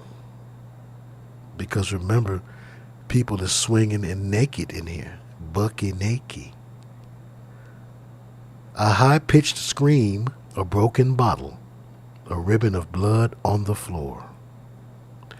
They're getting so excited, but I want some more. They're getting so excited down on the floor. They're getting so excited. Excited. They're getting so excited, but I'm getting bored.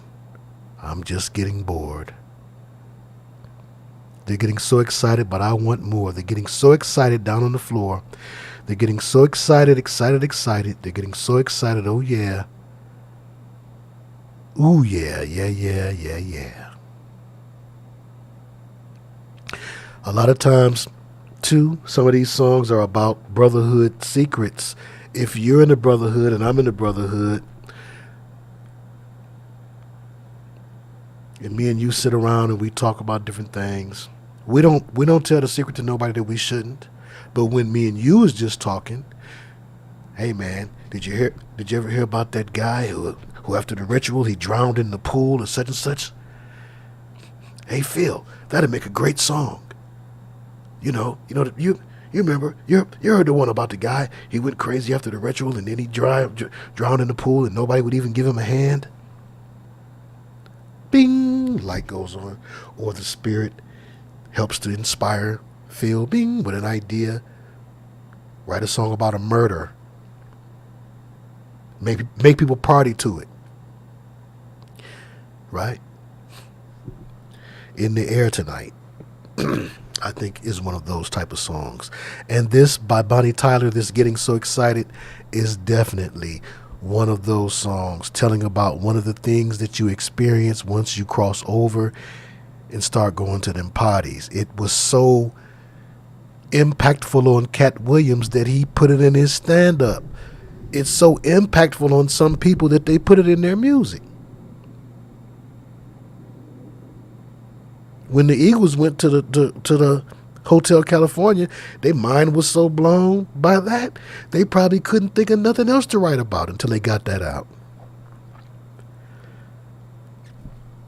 So, there's that one.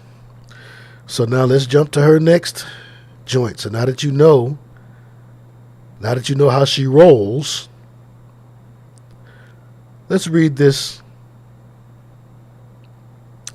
excerpt here. Wasn't that a trip? Have y'all ever, like, that's a songwriter secret? First, I hesitate when I say first because it's not exactly a first, because we have this example in the Eagles Hotel California, but we don't have many of these. Write a song about what goes on at the parties. Pardon me. So here we go. Bonnie Tyler's Total Eclipse of the Heart seems to be about normal people. However, it's actually about vampires. In fact, writer Jim Steinman originally wrote it for a musical based on one of the most famous vampire movies ever. Steinman revealed he was surprised he got to work with Tyler on the classic track for a very specific reason.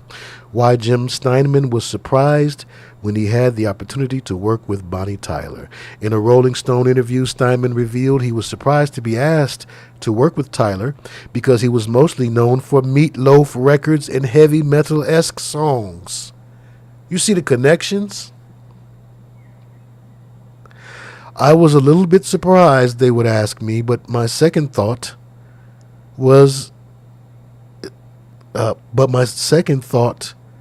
it was a real challenge because of that, he said. And I thought she had one of the most passionate voices I'd ever heard in rock and roll since Janis Joplin. How a natural phenomenon and vampires inspired Total Eclipse of the Heart. Steinman revealed the influence behind Total Eclipse of the Heart. Are y'all ready for more capping than a lid factory? Steinman revealed the influence behind Total Eclipse of the Heart was the idea of a lunar eclipse. Duh. I thought of it more as a fever song. Most pop songs are about the lyrical side of love, the pleasant side. I've always liked writing about the other side, the darker side. An eclipse seemed like the perfect image to describe when someone is totally overwhelmed by love. Darkness, fool. It's like an eclipse. There's no more light at all. Who are you in love with? The Bride of Frankenstein? According to Playbill, Total Eclipse of the Heart appeared in the musical Dance of the Vampires. Steinman revealed this was fitting. Well, I actually wrote Total Eclipse of the Heart to be a vampire love song, he said. Its original title was Vampires in Love because I was working on a musical of Nosferatu, the other great vampire story. If anyone listens to the lyrics, they're really like vampire lines. It's all about the darkness, the power of darkness, and love's place in the dark. Excellent, Cap. Beautiful. Beautiful, Cap. Beautiful.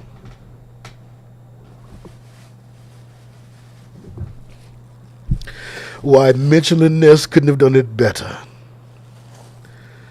That's a 950 snapback. Excellent. Excellent, Cap. Because that's a great cover story. Oh, that's beautiful. Excellent cover story because this video is creepy as hell. Okay? And that's an overstatement because nothing is that creepy. That's the creepiest of creepy. But the video is creepers. Perhaps you know the lyrics. Perhaps you heard the dad band play it in the movie Old School. Perhaps. But did y'all know that was Bright Eyes? The vampire eyes. When you think of Bright Eyes, that's not what you were thinking about, was it? I will bet money. Wait a minute, where is he at? There you go. I will bet money you weren't. Oops. I would bet money you weren't thinking about Old Boy. You weren't thinking that was Bright Eyes. So, watch the video.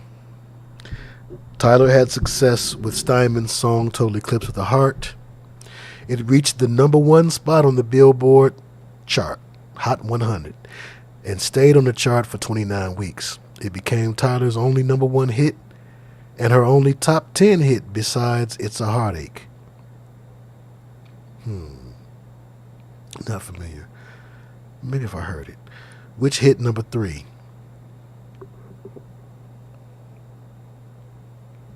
The song's parent album, Faster Than the Speed of Night, was a hit as well. It reached #4 on the Billboard 200, remaining on the chart for 32 weeks. Now, I'm going to tell y'all, I watched this video here. Hold on.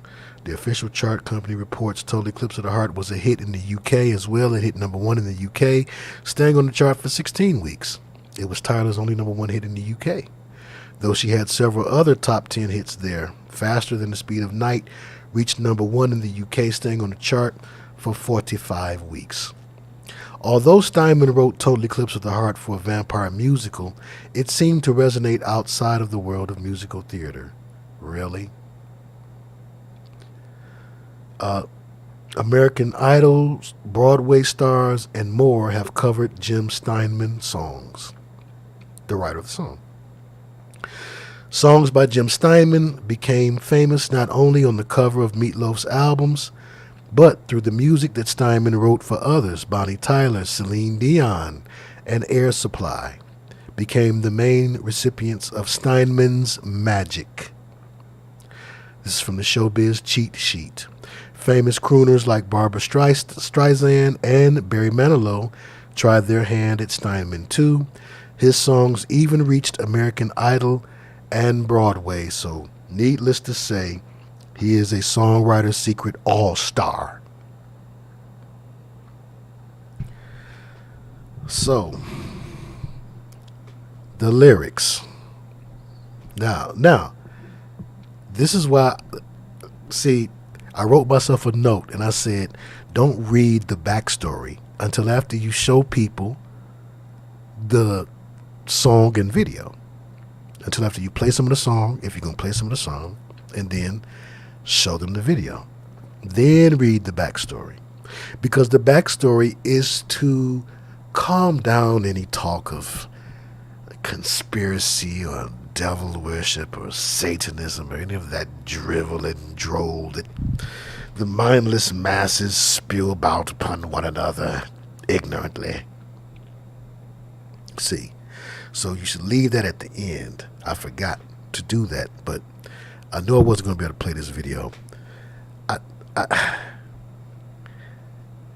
If they block us, all I have to do is take the video out normally. And she's not on Vivo, so she got control of her own stuff, which usually that's a better sign. Oh, no, pardon me. It is on Vivo. So let me slow my roll. So yeah, she posted it. Bonnie Tyler, 1.73 million subscribers. Okay. Yeah, so yeah, I wouldn't play it, but I'd advise that you take a look at the video. It gave me Lost Boys vibes. Children of the Corn, she represents an older woman, and it appears that she's seducing this younger man, or this younger man is seducing her. He's the one with the bright eyes. And it's all very Victorian in its setting. It's in another big castle-like place, just like with Meatloaf. And it appears to me that there's a moment here where a dove flies through the door, where she's saying that she left the old way. Remember, we talked about that with the Kenny Loggins. How like oftentimes there's a line where they not only proclaim their allegiance to Lucifer, but they make a proclamation that they left the old way. Even in Love TKO, leaving that old way of thinking. Atlantis. Though I leave another behind. Right? In Love TKO, what's the lyrics there? They escape me. And this one at this particular moment, but we did do Love TKO in the earlier show. And Atlantis is soft pop, although it's an R&B classic and a staple on R&B and soul stations. It's a crossover-ish type of sound. So maybe we'll look at that too. But let's look at the lyrics here. Total Eclipse of the Heart. They usually do me better for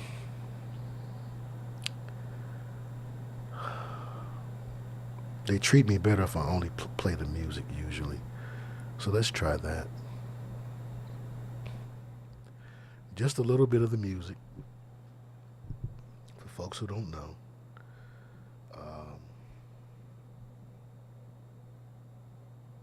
I had this already set up. Lyrics to Bonnie Tyler, Total Eclipse of the Heart. Now,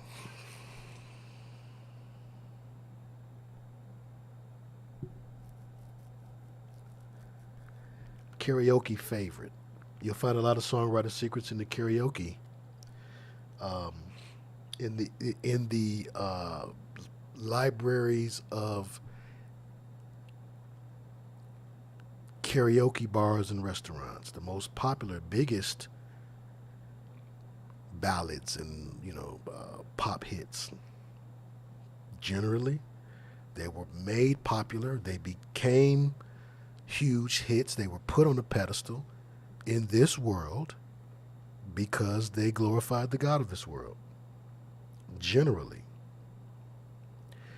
That's the general rule. So again, you know,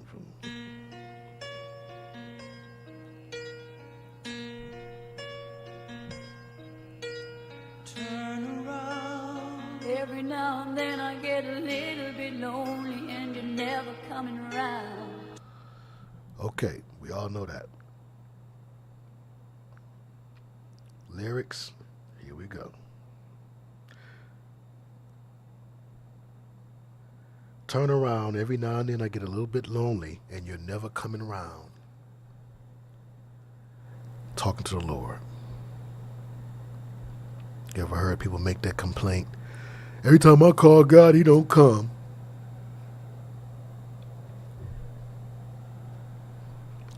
Every now and then I get a little bit lonely and you're never coming round. That's the complaint of somebody who's ready to make that turn toward Lucifer. Similar to the beginning of This Is It by Kenny Loggins. Showing, and similar to some of the lyrics in Angel by Angela Winbush. Showing a reason, I'm giving a reason. Giving a reason I turned away. There's a reason I turned away from God. People was doing me any kind of way, and I'm calling for you, and I'm lonely. And oftentimes when people hit that rock bottom, they get visited by both the Lord and the devil.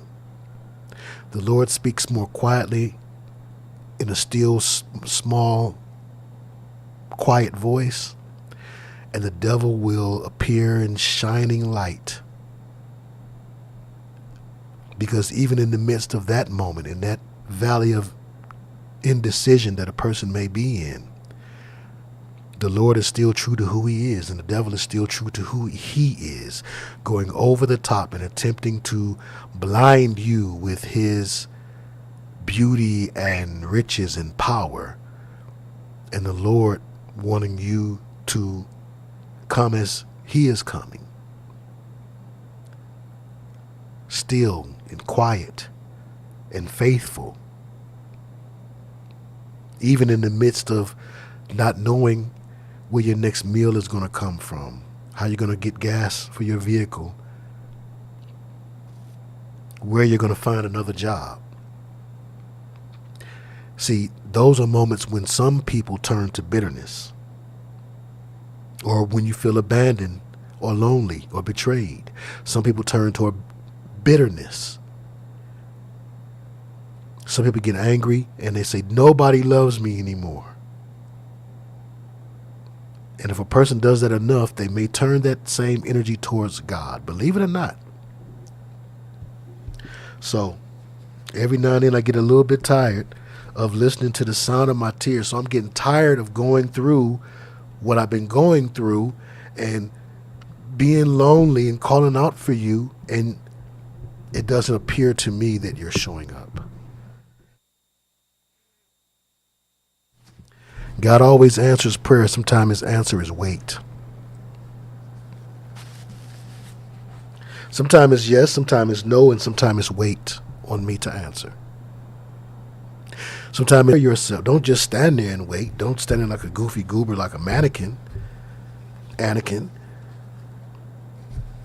Do what you should be doing in the meantime.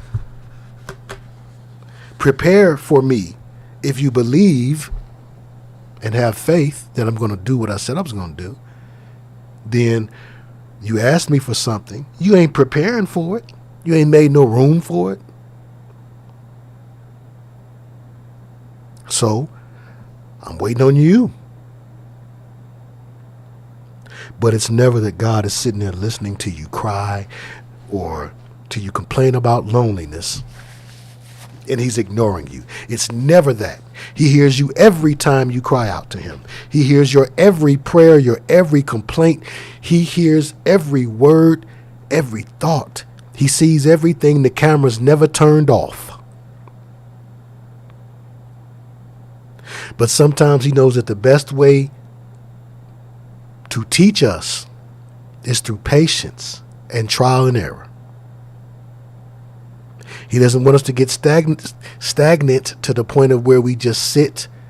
Yes, it says wait on the Lord, but that don't just mean just pray and just sit there and wait. Like the dude on the Ice Cube death certificate tape. We know better than that.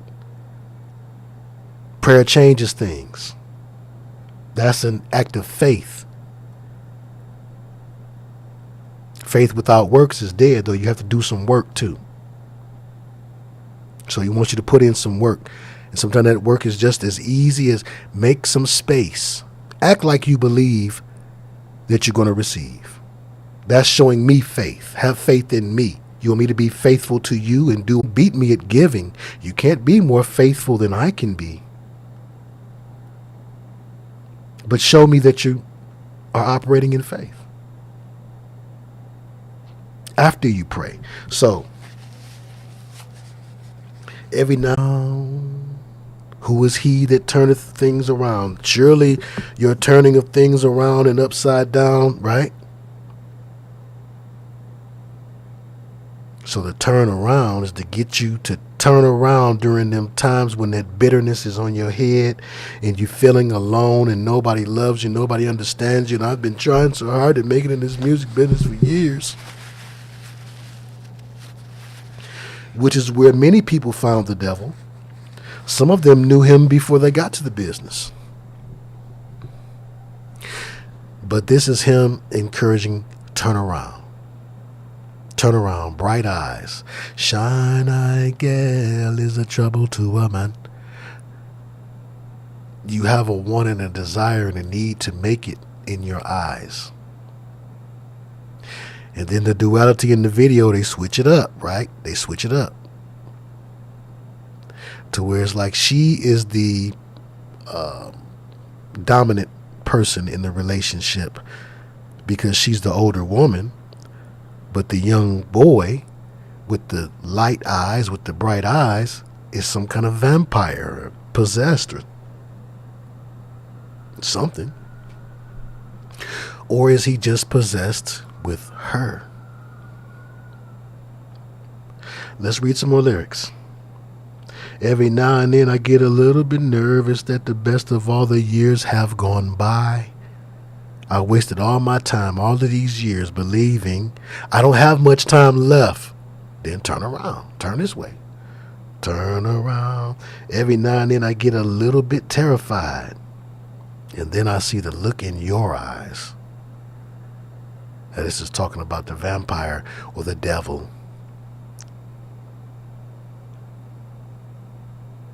Turn around, bright eyes. Every now and then I fall apart. Bright eyes, you have light in your eyes. Turn around, human being with a soul. You have a soul. Turn around. Go the other way. Every now and then I get a little bit restless and I dream of something wild. Turn around. Every now and then I get a little bit helpless and I'm lying like a child in your arms. Turn around. Every now and then I get a little bit angry and know I've got to get out and cry.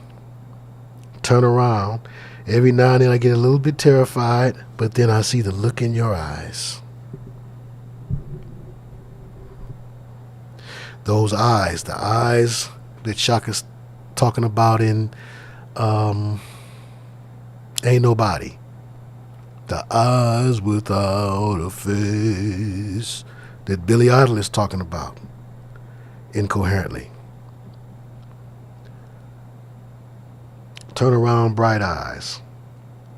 Every now and then I fall apart. Turn around, bright eyes. Then just turn around, human with a soul. The light of the body is okay.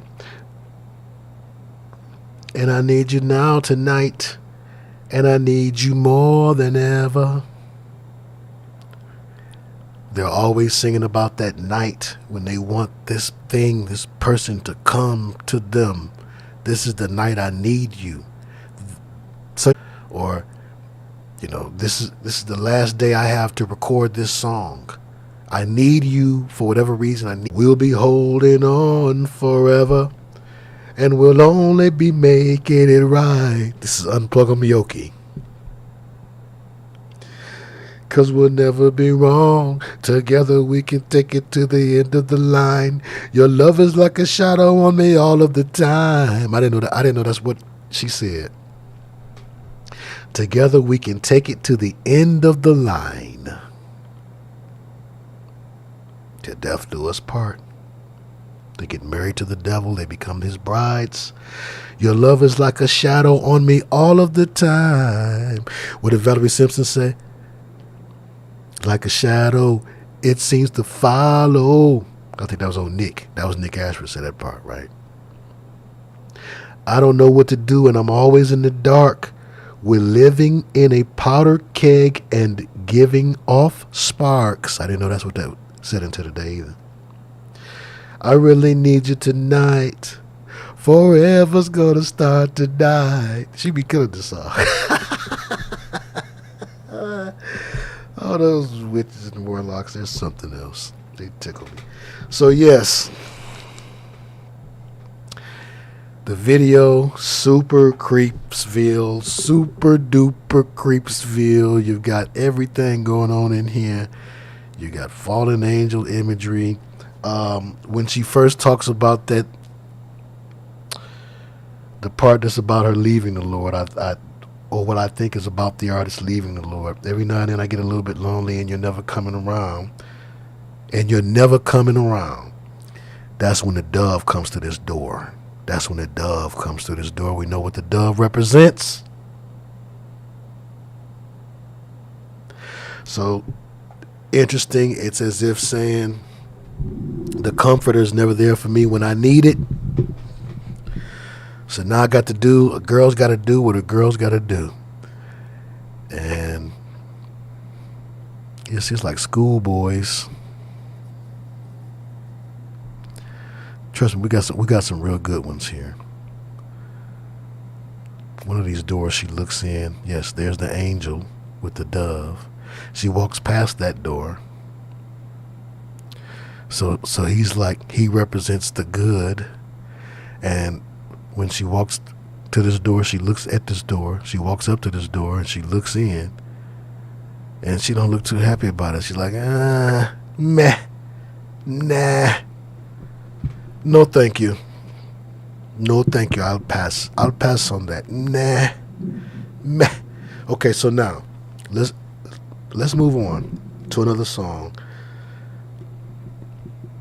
Lots of stuff in the video. Yes, she's in one of these big old palatial cribs, castle type of deal. They seem to be having some, is it like she's like a spirit? And they're having a seance or something? Well, no, it looks more like a dinner. But this white light, this glow around her makes me think of her as a spirit. And they appear to be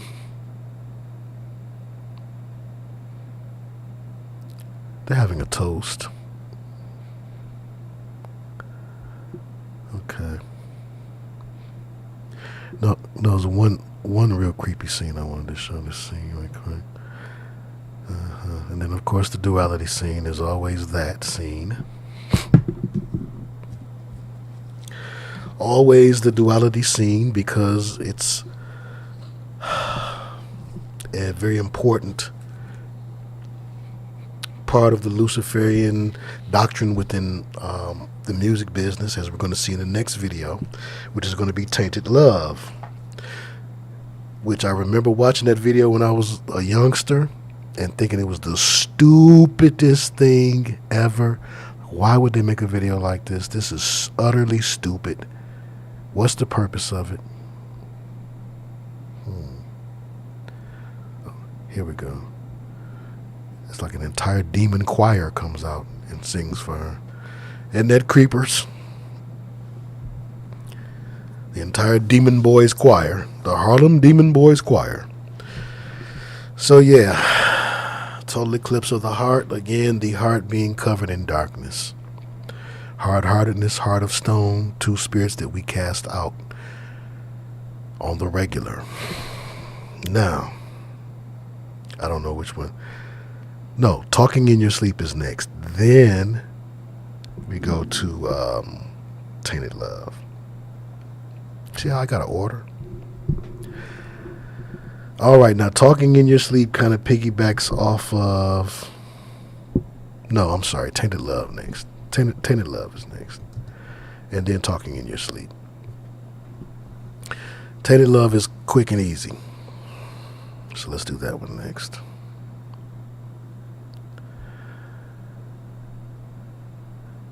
Okay.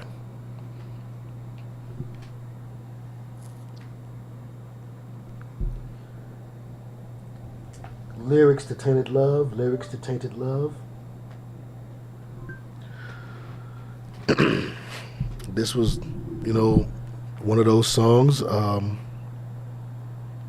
back in the day I knew of because of MTV. Used to wonder how come people that could not sing could get these record deals. The singing was always, or quite often, the singing was horrible, but it might be something I liked about the beat. This is one of those examples, especially in the British bands of the 80s, like The Cure. I think they were British, but different ones come to mind. They really sucked. As far as holding notes, that's a part of music, to be in key and hold notes. But yet they had these big record deals and these big videos. But here we go. Tainted Love by Soft Cell, in case you don't know the song. We're going to try to be slick. And see, this way, if they do block us for music or anything, I'll just take that portion out.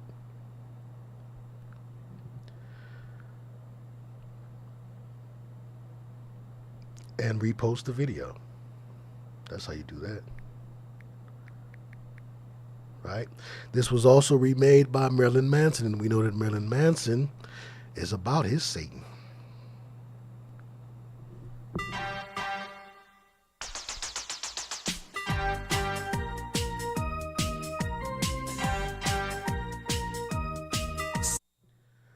Everybody knows that song.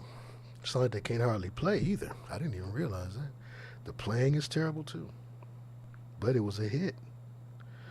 Sometimes I feel I've got to run away. I've got to get away from the pain you drive into the heart of me. What a woman. The love we share seems to go nowhere. That sounds like a big old waste of time. And I've lost my life, for I toss and turn, I can't sleep at night. Well, that's a common complaint among these folks in these love songs here. They can't sleep, they can't eat, they forget their name. That's what Ashford and Simpson said. I don't know my name.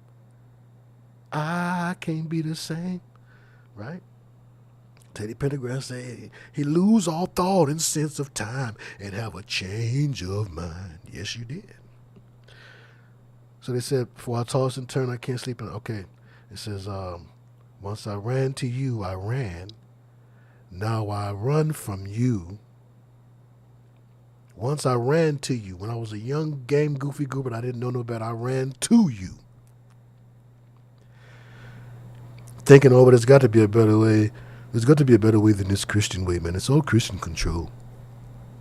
Man, it's all the Roman Catholic Church. We've got to find a better way. Seamus, have you got any ideas? And then they go and find some Aleister Crowley books, and they're off and running. So he says, once I ran to you, I ran. Now I run from you. This tainted love you've given, this tainted love you've given, I give you all a boy could give you. Take my tears, and that's not nearly all. That ain't all you took from me. Ouch. Tainted love. So now I know I've got to run away. I've got to get away. You don't really want any more from me. You're not really trying to make my songs pop no more. To make things right, you need someone to hold you tight. And you think love is to pray, but I'm sorry, I don't pray that way. Oh! Once I ran to you, I ran. Now I run from you. This tainted love you've given, I give you all a boy could give you. Take my tears, and that's not nearly all. Tainted love, tainted love. Don't touch me, please. I cannot stand the way you tease. Sound like some succubus or some incubus energies. Incubi and succubi. Tainted love. Goodbye. Touch me, baby, tainted love. Touch me, baby, tainted love. So he's singing about that invisible ain't nobody spirit that made love to Shaka Khan. That ain't nobody spirit. The spirit ain't got nobody. Want me to prove it? That's what I'm here for. I'm the heavyweight jamming champion of the world. I shook up the world. And here's a young man. He's attempting to make his sleep.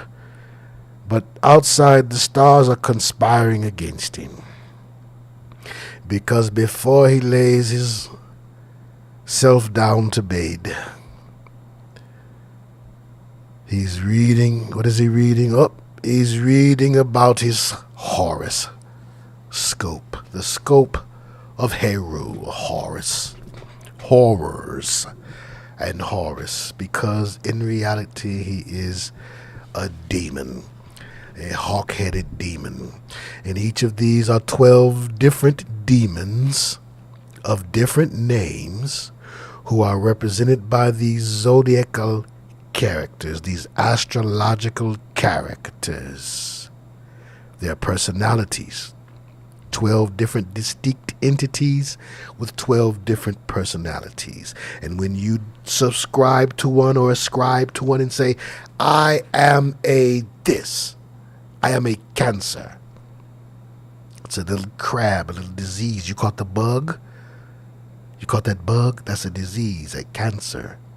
A crab is a little bug. Or you say, I am an Aries. It's the spirit of war and murder. Going back to ancient Rome. We know that. All 12 are the same. Aries is a spirit, Taurus is a spirit, Gemini is a spirit, so on and so forth. And they oftentimes coincide to the fake gods of ancient Rome, Greece, and Egypt, who were really the fallen angels in disguise. So you got 12 fallen angels. They got everybody patterning their behaviors after them. They may dwell in the sky in the constellations that are named after them. Check out the Songwriter Secret on the Stars, Stars songs. We went through a lot of Stars songs. So it seems to zero in on Virgo. Hold on tight, boys. The full moon means you're soon in for a bumpy ride. Ooh. Sounds like more rump wrangling to me. Planetary alignment brings you trouble in love, and that would sure enough be some trouble in love. If that's not what you're hankering for. Now this young man lays himself down in the bed. And then from out in the cosmos comes, first of all, the lead singer is representing like a god-like figure, watching over everything. We know from their perspective the godlike figure would be Lucifer. The 12 spirits of the zodiac are 12 of his officers. His favorite too when it comes to music though, or his favorite officer when it comes to music is a very special officer that splits itself in two. So here you see, as he's looking up into space, and space is conspiring against him, or there's something going on interdimensionally conspiring against him. Through the window, what appears? The twin spirits. Oh! Can't make this stuff up. The twins of Gemini. Yes, very big and very important part of the music business. their favorite spirit. It's the spirit that is the patron spirit for the artists, music, acting, which is why, well, prove it, Brother Theo. You just making stuff up. You a goofy goober. You shouldn't be here. Which is why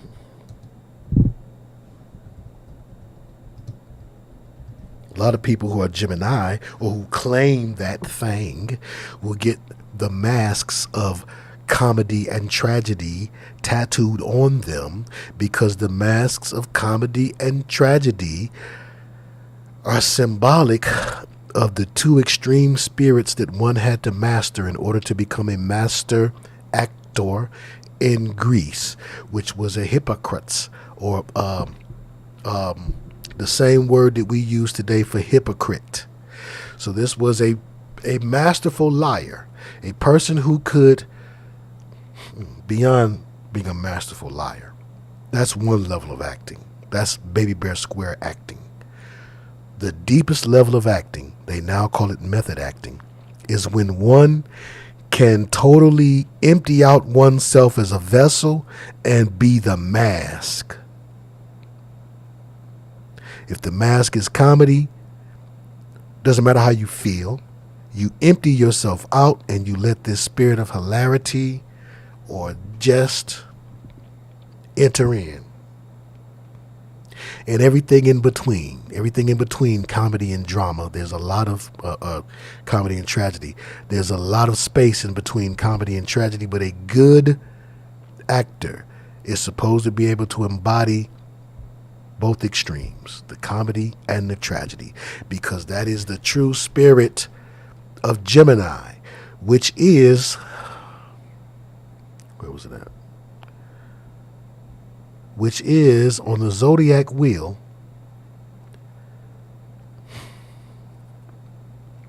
If you would look at the zodiac wheel like a clock, this is the closest one to it that I see offhand. Okay. The last sign is Pisces. Pisces should be at the top for 12. It's 12 signs. So imagine that's 12 o'clock. Okay, it starts off like this. It's supposed to go, they say, male, female, other. Male, female, other, male, female, other, male, female, other. Or male, female, male, female, male, female, male, female. Now, aside from that, and again, this is what this is only so you understand the code that they speak in. They're astrotheists, they're Luciferian, they're Satanists, they're Brotherhood members. In each of those different categories, there's some different vernacular, different symbolism, some different codes. So this is a key to the code, and something that you will be able to use in delivering people and getting people out of this particular confusion. Okay? Now again, I told you the truth. These are 12 spirits. Now the first represents the number one spirit. The first one of the zodiac is Aries, the spirit of death. The devil comes to kill, steal, and destroy. But that first, again, represents the Father. Even in the devil's mockery of God, there's certain order that the devil knows is natural. So Aries represents the father god, or Osiris. Taurus represents the mother god, or Isis, or if you prefer, she represents Osset, and Osiris represents Osir. So the first one is the father, the second one is the mother, and then they had these two little nasty, bad behaved twin children, a boy and a girl. In some mythologies, it will say one good and one bad. In some mythologies, the boy is evil and the girl is good. But they're both, well, rather, one is disagreeable natured and one is more agreeable natured. They're all the offspring of of something wicked, or the product of something wicked, is going to be wicked itself, because of course they don't have natural offspring. So that's the idea here. Okay, so you've got the father, the mother, and the two little mischievous children. That's what Gemini represents, and that's why it is one of the favorite spirits in the music business, because it represents this mischief. That mischievous nature is the same as YOLO, or do as thou wilt, or do what you like.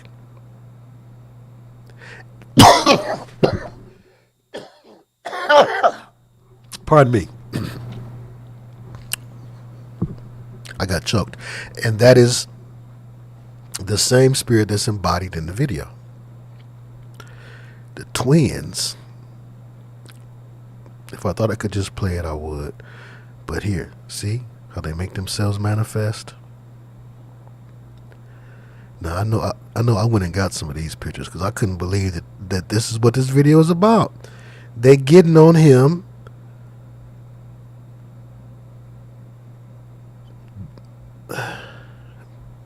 Being very inappropriate, these beings, being sexual with him. And the video goes through that until he decides to run away. Dun, dun. And he finally leaves and gets up out of there. But yeah, these spirits double team him. They double up on him. Whack 100 was probably somewhere taping it. So, yep, that's what happens in this video. Yep. He gets double teamed by the Gemini twin spirits, who then laugh and rejoice after they have had their fun and their way with him. The God above is amused, who is, of course, the God of this world. He's amused. And they chase the young cologne and underwear model out of his own place.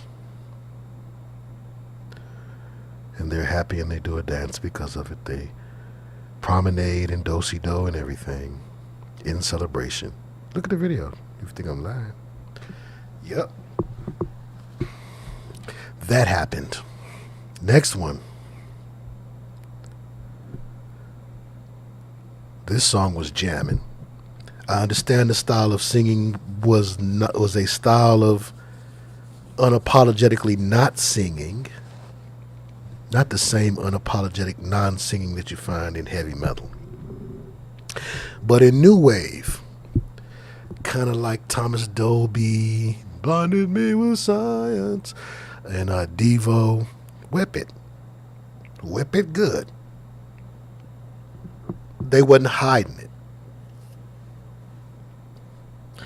I hear the secrets that you keep, dun, dun, dun, dun, dun, when you're talking in your sleep. I watched this video several times before I could get it, y'all. The songwriter secret is a spiritual thing, because you have to be in a mindset to be able to discern. Otherwise, it'll just slide right past you. And I'm telling you, I watched this several times and I just couldn't. The groove had me. I'm a musician's son. I'm a bloodline musician. The groove had me. And it was interfering with my ability to put the lyrics together. I was hearing every word. I was like, oh, I don't know. I don't think this is one.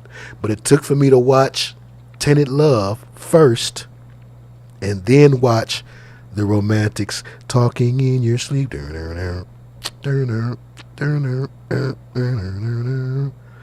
Okay. They didn't have much on them except another band covered this in the UK and made it a hit. This was their only hit. So the first thing that happens when you discover a song is lyrics to the Romantics talking in your sleep is, of course, you hear the song. The next thing that happens is you begin to wonder, what is the song saying? What's the lyrics? What's the chorus? At least so I know enough to go buy the record. You got to know that. That's the second thing. Then the video comes out. At least, again, this is the way it used to be. Nowadays, it all comes out at one time, like The Heart Part 5, okay? So,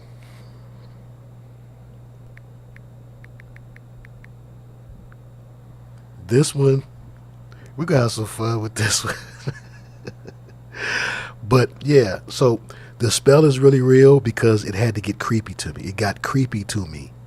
That's when I knew I had caught it. I was like, now I got it. I get what you're talking about, my man. So here we go. In case you're not familiar with the tune.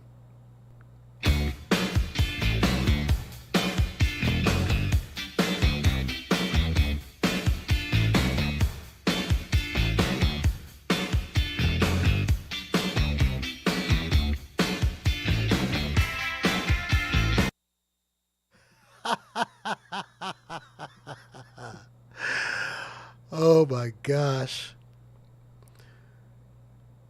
I will risk a copyright strike for this. Hold on. I should have just did it like this, but I will risk a copyright strike. 16 seconds. Okay, hold on. Y'all have got to see this. Okay, the video starts off.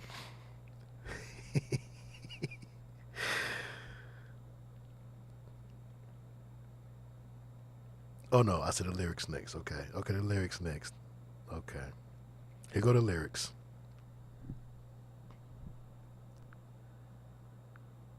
When you close your eyes and go to sleep, and it's down to the sound of a heartbeat. I can hear the things that you're dreaming about. Say what? That's kind of creepy. When you open up your heart and the truth comes out, the heart is wicked. You tell me that you want me. So in the middle of the night, and I know we had some controversy about this before, it's one of those things we see through a glass dimly concerning, but we know that the enemy is able to manipulate and play with thoughts and dreams.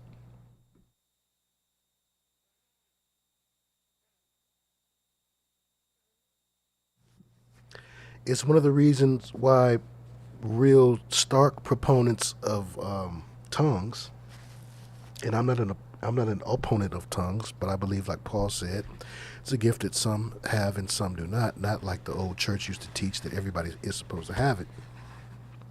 But for some, they say that that's the purpose for that, is that it keeps the devil from knowing your thoughts when even you don't know what you're thinking, and it's the Holy Spirit that's doing the speaking for you. And I'm a witness to that being true. That's the truth. I have experienced being in the presence of that and an interpreter simultaneously, and I was the interpreter.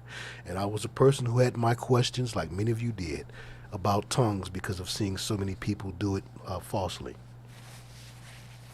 But notwithstanding, if you've ever been inebriated, if you've ever been intoxicated, if you've ever been high, you know that the devil can manipulate your thoughts.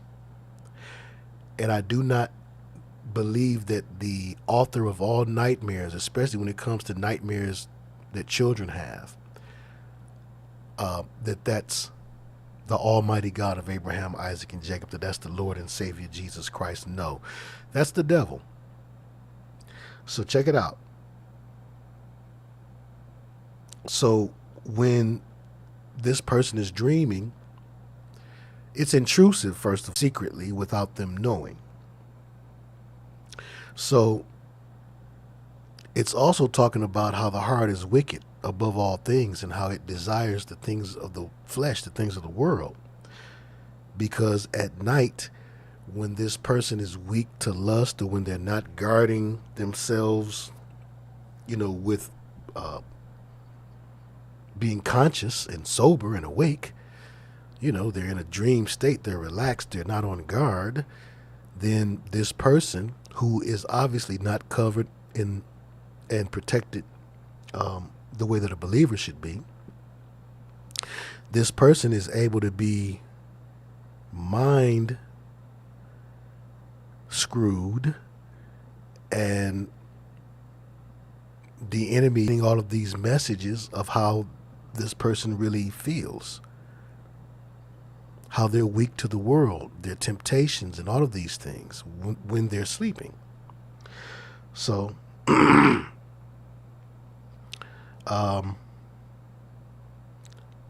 I hear the secrets that you keep when you're talking in your sleep. When I hold you in my arms at night, don't you know you're sleeping in the spotlight? And all your dreams that you keep inside, you're telling me the secrets that you just can't hide. Demons will give a person the ability also, a witch or a warlock, through demons telling them, it can give a person the illusion of being able to read the mind. This is how mind readers do it in Las Vegas, in big fancy shows all around the world. It is known that this happens.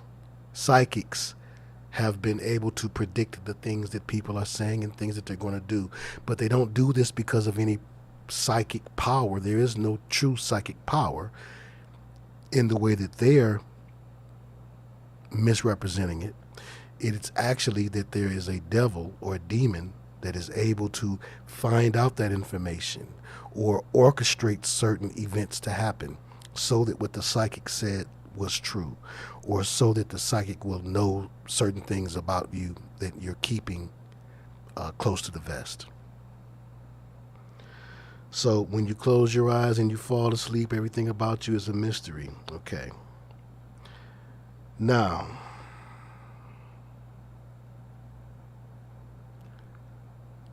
I know I had a backstory thing.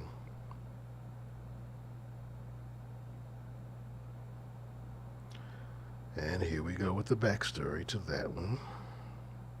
Then see, after this, we have to follow with Dreams by Fleetwood Mac. See. Songfacts.com says about talking in your sleep. From the album In Heat, 1983.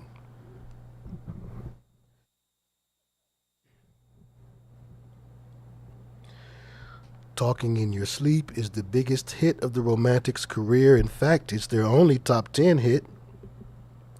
And only one other song by them, One in a Million, even made it to the top 40. Contrast that with the number of times you've heard the Romantics song What I Like About You, which only made it to number 49. Written by the band, this singer learns his lover's secrets when she reveals them in her sleep. Luckily for the guy, she says lots of nice things about him. Your geeky little takeaway for this song's subject: the phenomenon of talking in your sleep is known by the scientific name of somniloquy, an unexpectedly beautiful word for it. Somniloquy is related to the same stage of sleep that produces rapid eye movement, what REM stands for. We'll probably look up some REM songs. And it represents a motor breakthrough in which words you're saying in a dream become spoken out loud. The lyrics of this song, of course, refer to a lover who is professing affection for the singer in their subconscious only. Note for nighttime lovelorn lurkers, things people say in their sleep probably have nothing to do with reality, unless you really are being chased through a submarine by Pee Wee Herman riding a Pokemon at the moment. I've never had a dream like that. Most of my dream, it depends on what type of a dreamer that a person is. Most of my dreams are based on things I've said and done or experienced at this point in my life.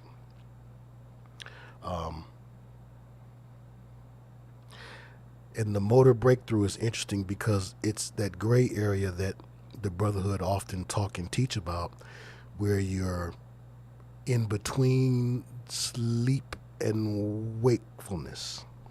You're in between the state of being conscious and unconscious. It's like being in between black and white. It's like being in between male and female. These are special things for them. That in-between space, that gray area, is when they say, or they also call it twilight. That time is the time when they say that spiritual activity is at its highest. Pardon me. As usual, MTV helped boost the romantic success right around this time with videos of their songs. In Greg Preto's book, MTV Ruled the World, Romantics lead singer Jimmy Moranos talks about this song. That was the last song we recorded for the album In Heat. Yeah, hell is hot. All we had was a backtrack, and it's dark, the instrumental part of the song. And we realized it was too good a track to leave unfinished, so everybody put their heads together, and in a couple of days, we finished up the song melodically and lyrically. He also mentioned that the video was filmed at 8 in the morning in Detroit, surrounded by girls in their jammies, at what was deemed not really rock and roll hours. So if they look like they just woke up, that's because they did, and it works great. In the Season 2 Stranger Things episode, Mad Max, this song plays while Nancy is helping Steve with his essay in the school parking lot.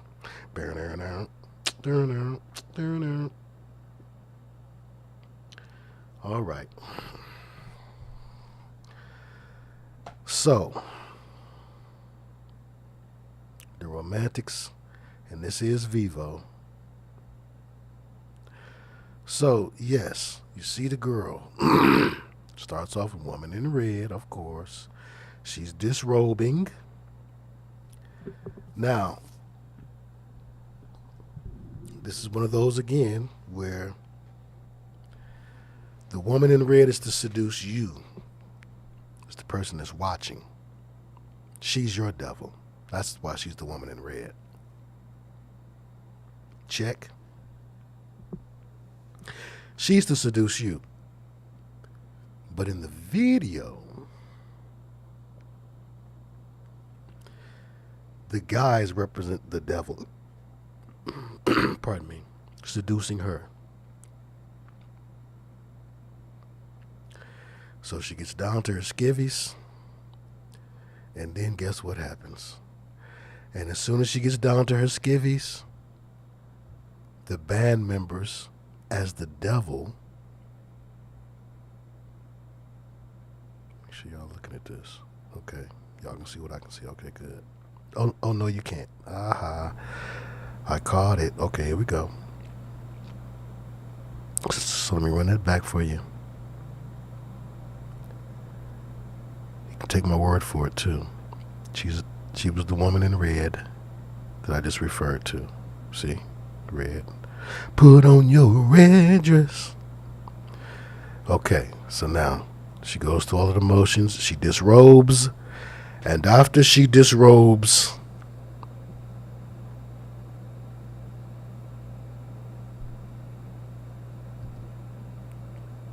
like sus hellraisers, instead of pinhead, it's moose head.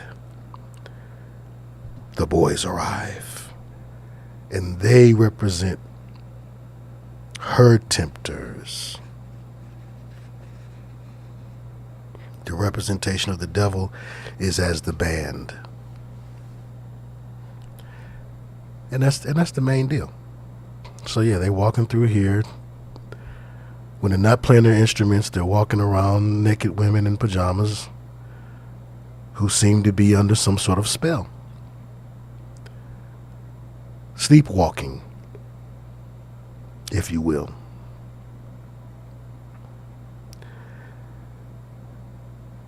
Unaware, like the devil likes his victims to be unaware.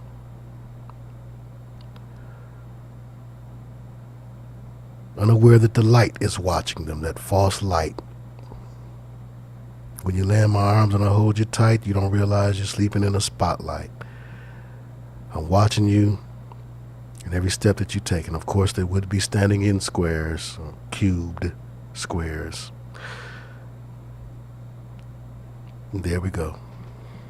Like gay hellraiser. All right.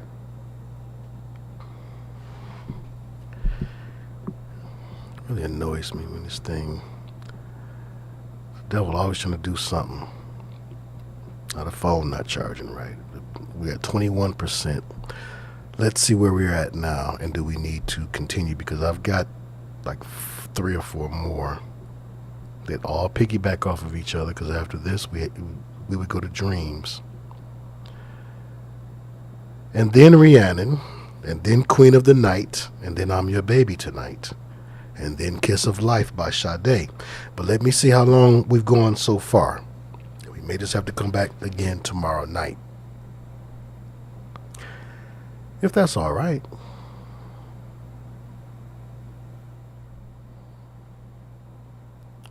Yeah, we're almost at the 3-hour mark. So I said I wanted to keep these under 3 hours. So I'm going to keep in with that. We've got 448 people in the house. I hate to just step on out of here.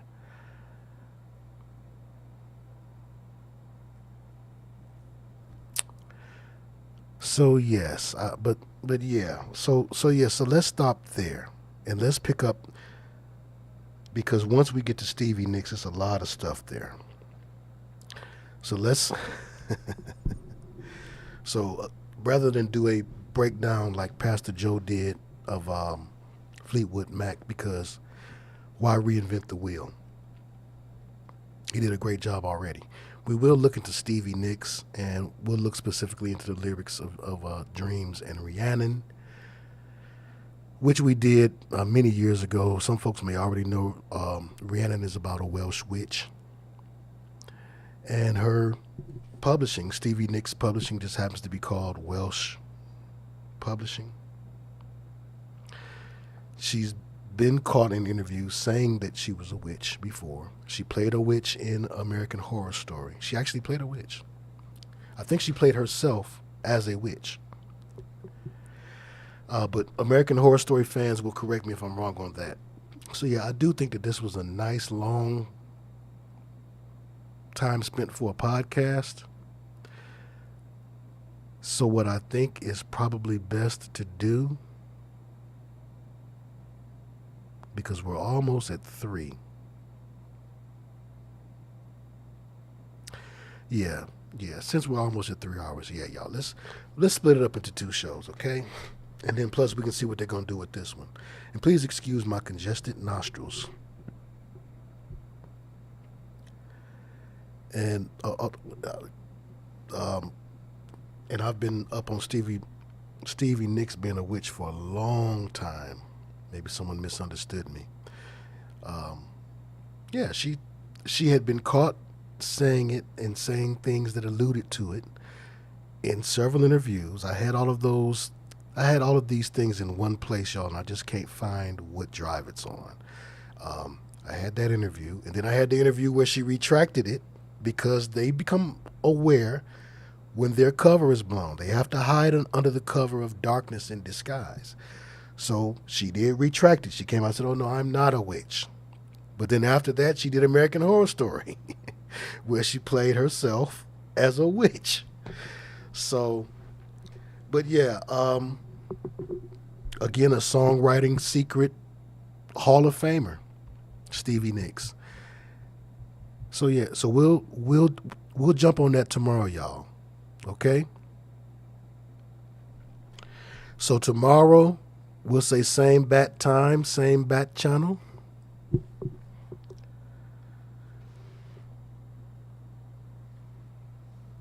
And we'll build from where we are right now.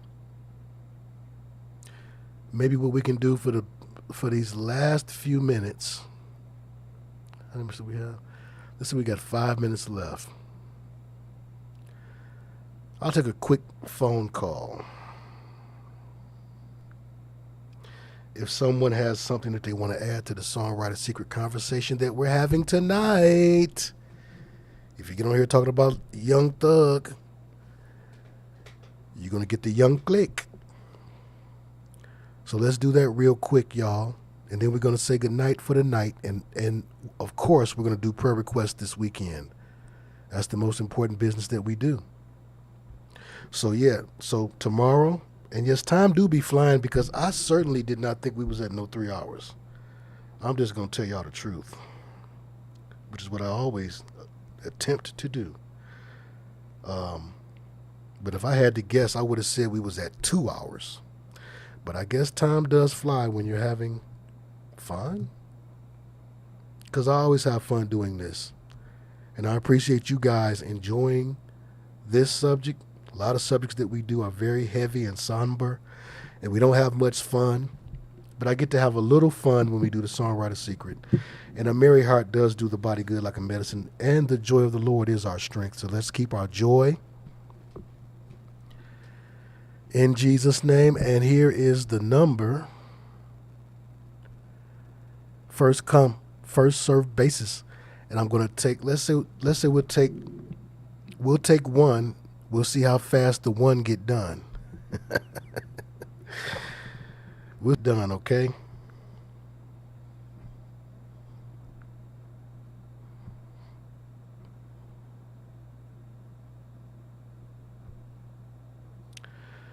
So there it is. It's pinned up at the top.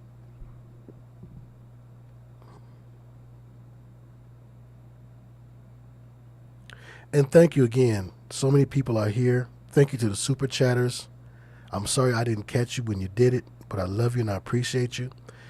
Thank you all, 400 and some folks in here tonight. I also enjoyed doing it because it helped me. It helped me to draw closer to the Lord. I'm not gonna lie to you. Music was more like a God to me than it should have been. And it was also a source of comfort that I confided in more than I did the comforter.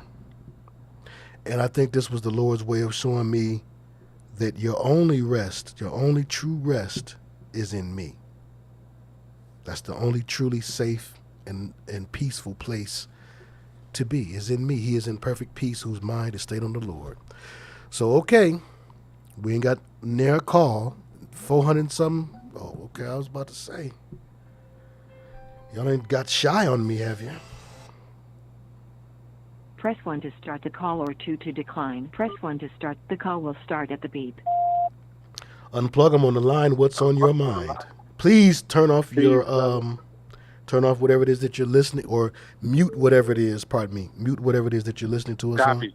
on. I had you on speakerphone. My fault. All right. Who am I talking with? This is the Most High. The Most High. That's my YouTube name. But yeah, same thing. Oh, okay. All right. Okay, what's on your mind? You do excellent work, sir. I may not be a follower like how you're a follower, but you definitely bring clarity, and your work can't be denied in most cases. So salute to you.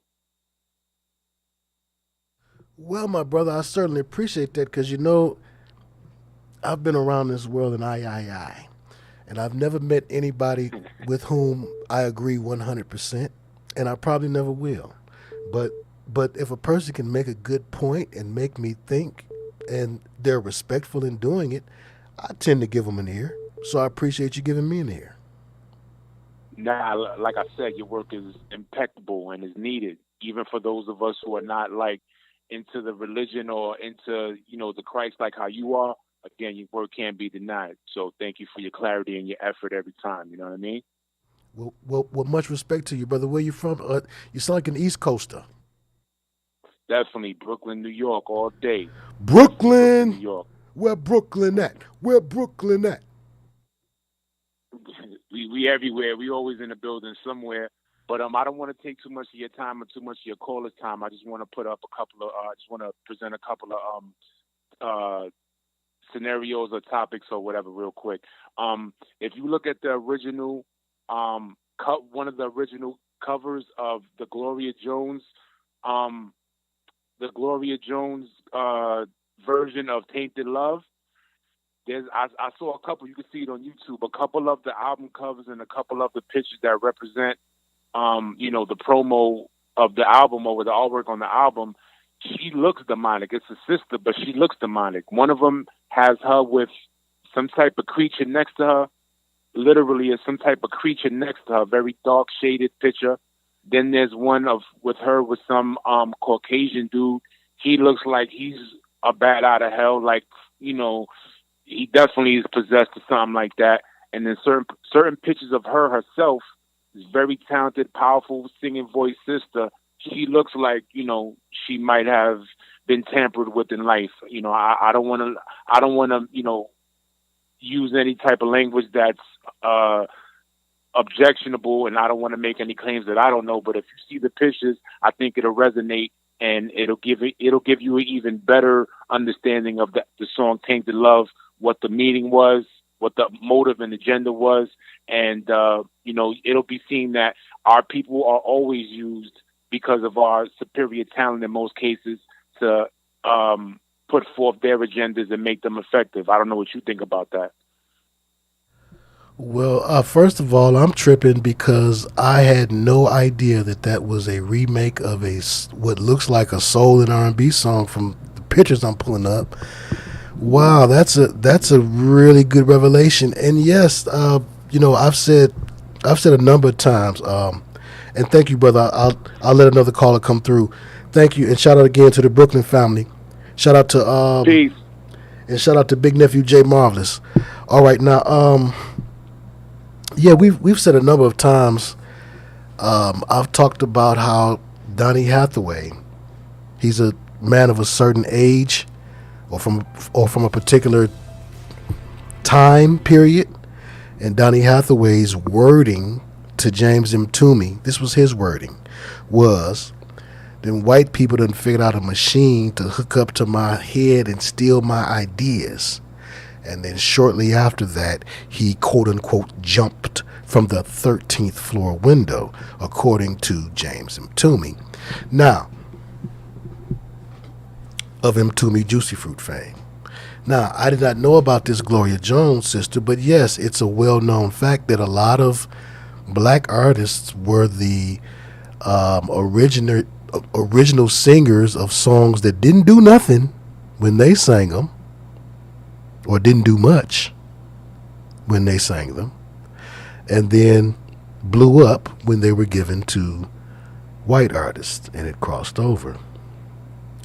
This is interesting. Vixen, Gloria Jones. So this is the album that it was on. It looks like a 1976 recording, and he's absolutely correct.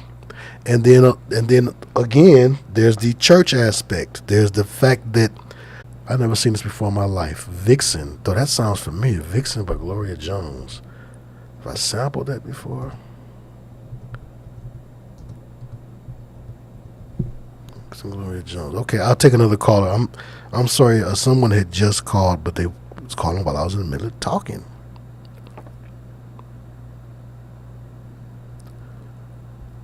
(1976) studio album. Yeah, this is the cover.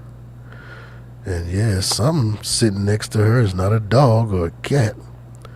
If it is a dog, it looks awful odd. This reminds me of what Grandma Jackson was trying to describe to me.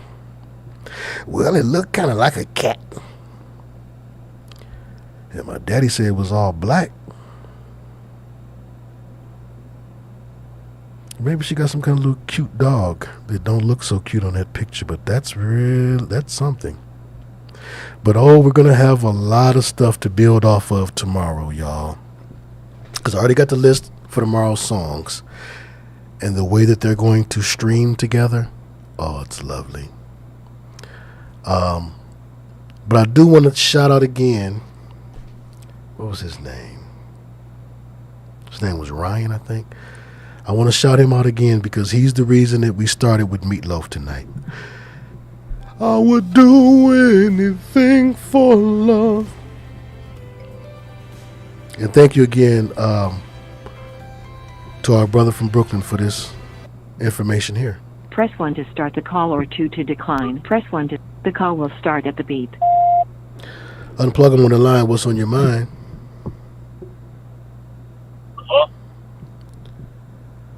Unplug him on the line. Unplug him on the line. What's on your mind? Hey, what's up? You sound really far away. I'm good, but just my bad. Let me put it in speaker on my phone because I'm like driving right now. Hold on, let me see if this is better. Yeah, because in order for the people to hear you, we got to get better sound. Hey, sound far. Okay, that's much Hello? better. That's much better. Much better. All right. Okay. Yeah, man. I mean, I've been I haven't been really following you like that, but I've been listening to a few of your videos, and I've been I don't know if you know about thought crimes and whatnot, but I think like once I've stumbled upon their channel, then I went down that rabbit hole and then stumbled upon your channel as well. But I just wanted to speak on the that one topic about the Geminis, and they were just you know thought crimes, right? I don't know if you do. Thought Crimes, the channel. Yeah. Yeah, I've seen them before.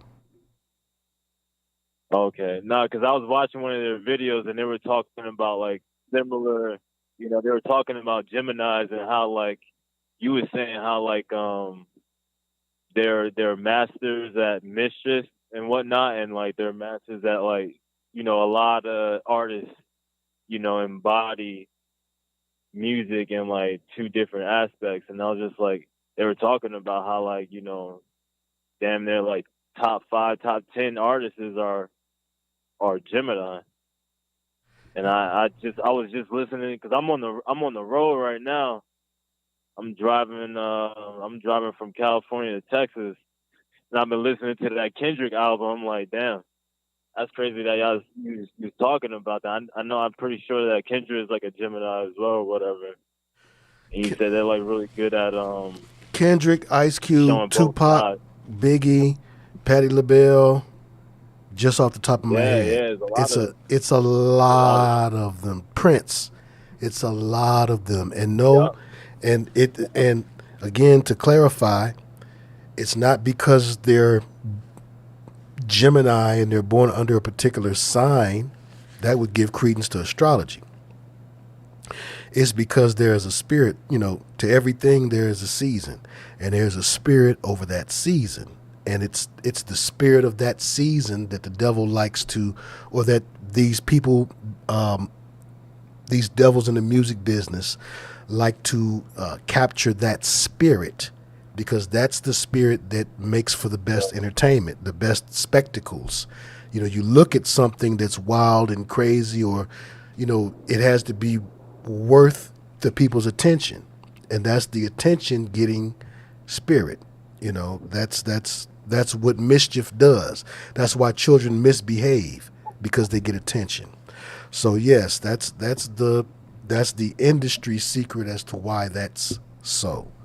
And then there's always, of course, there's what came first, the chicken or the egg. We know that God goes first all the time, but the devil's display is always more flashy, and it gets the attention. The squeaky wheel gets the oil. He squeaks and he puts out all of the lights and the bells and the whistles. His artists and his entertainers get all of the shine and the glitter and the glamour.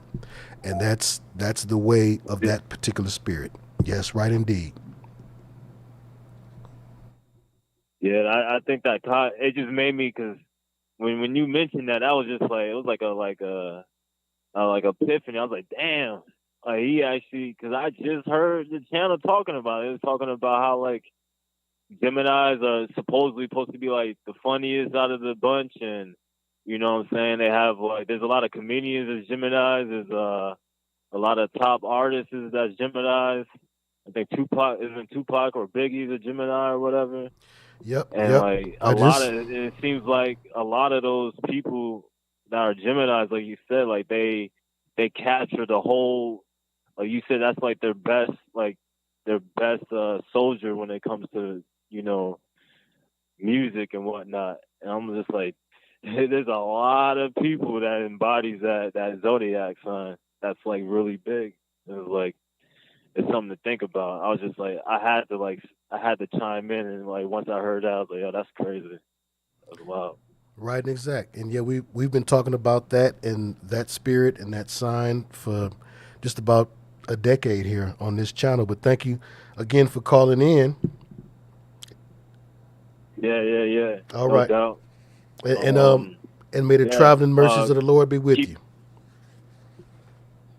Say it again. I just said, and may the traveling mercies of the Lord be with you on your journey to and fro. Thank you. Appreciate it. Yeah, I just been like, I'm driving. I got like 3 hours left, but I just been like, when you're in the road and whatnot, you got a lot of things to occupy you. I try to find a lot of things. And, I know the saying, or I don't know if it's the saying, but I know my boy told me, like, an idle mind is the devil's playground. So you gotta keep your mind moving and not be dwelling on the bad. That's right. And keep it moving in the right direction. He is in perfect peace whose mind is stayed on the Lord. And all right, thank you for calling in. Peace. Yeah, man, appreciate it. Keep it up. All right, bye. More. If we can get one more good comment on the Songwriter Secret.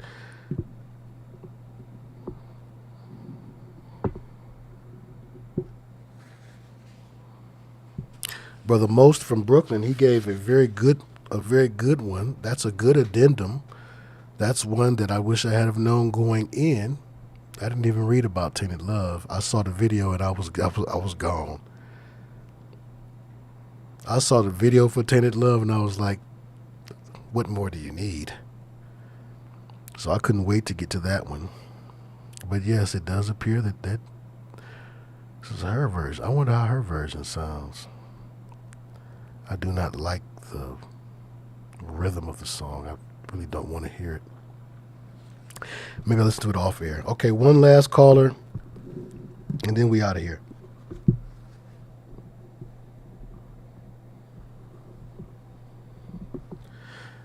That's if we have one. Going once, going twice.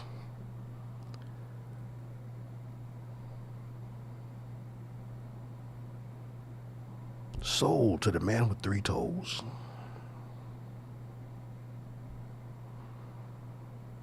Oops. Okay, I thought I was showing the screen just then. Okay, here's the last one. Press 1 to start the call or 2 to decline. Press 1 to start the call or 2 to decline. Press 1. The call will start at the beep. Unplugem on the line. What's on your mind? Minister Theo, this is Drew from Maryland. Hey, Drew from Maryland. What's cooking?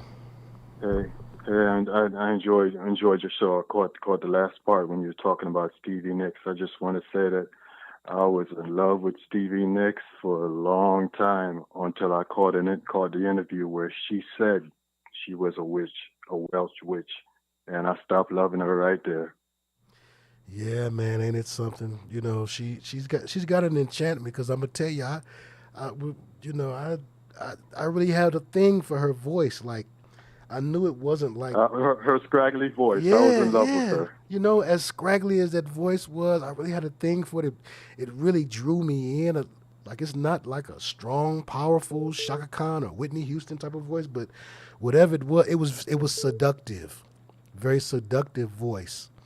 And exactly, it was unique. She had her style. Yeah, yes, without a doubt. But yeah, we have that in common. Great songs. Well, we have a lot.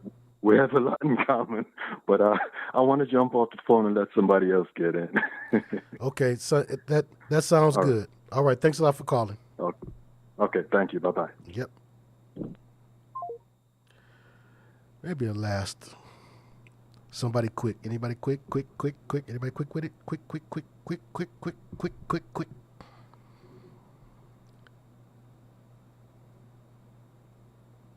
Okay, well, that's it. I ain't gonna beg. I ain't too proud to beg, and you know it. Please don't leave me, girl. I'm from Motown. What'd you expect? Press 1 to start the call or 2 to decline. Press 1 to start. The call will start at the beep. Unplugem on the line. What's on your mind? Goodbye. All right. Well, that's it for tonight. I ain't got time to play with you if I'm going to stay with you. But all right, y'all, if you could strike that like, if you did indeed like the presentation tonight, that would be appreciated. It'll help folks decide to watch this old long video. Because if it's too long, for most folks, it's too strong and they will not watch it. So we at 3:16 right now. So let's say goodnight, okay? And I hope to catch you guys this weekend, okay? Just check your community posts. I'd like to come on tomorrow night. If everything goes all right, I will come on tomorrow night. Press 1 to start the call or 2 to decline. The call will start at the beep. Unplug 'em on the line. What's on your mind? Hey there, brother. Unplugem. This is William calling from North Carolina. Hi there, William from North Carolina. What's on your mind? Currently, at the moment, I just wanted to also thank you for enlightening me. If not for your videos, I've been in the dark about the Songwriter secret.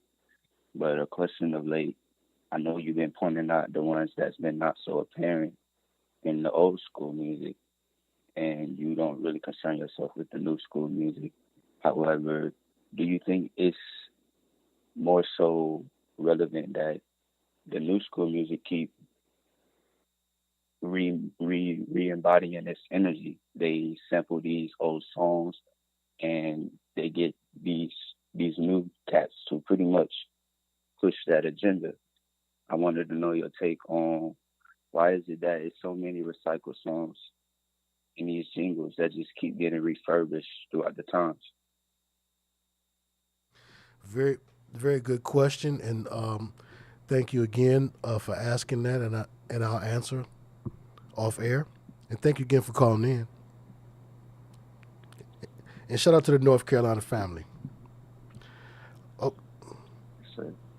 Can you hear me? Yes, sir. Yeah. Okay. So yeah, I'll answer offline. Thank you. All right. All right. Thank you. Yeah, like we've said about movies, why remake RoboCop?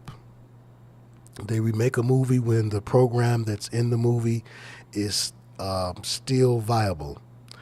Why remake You Are In My System by The System?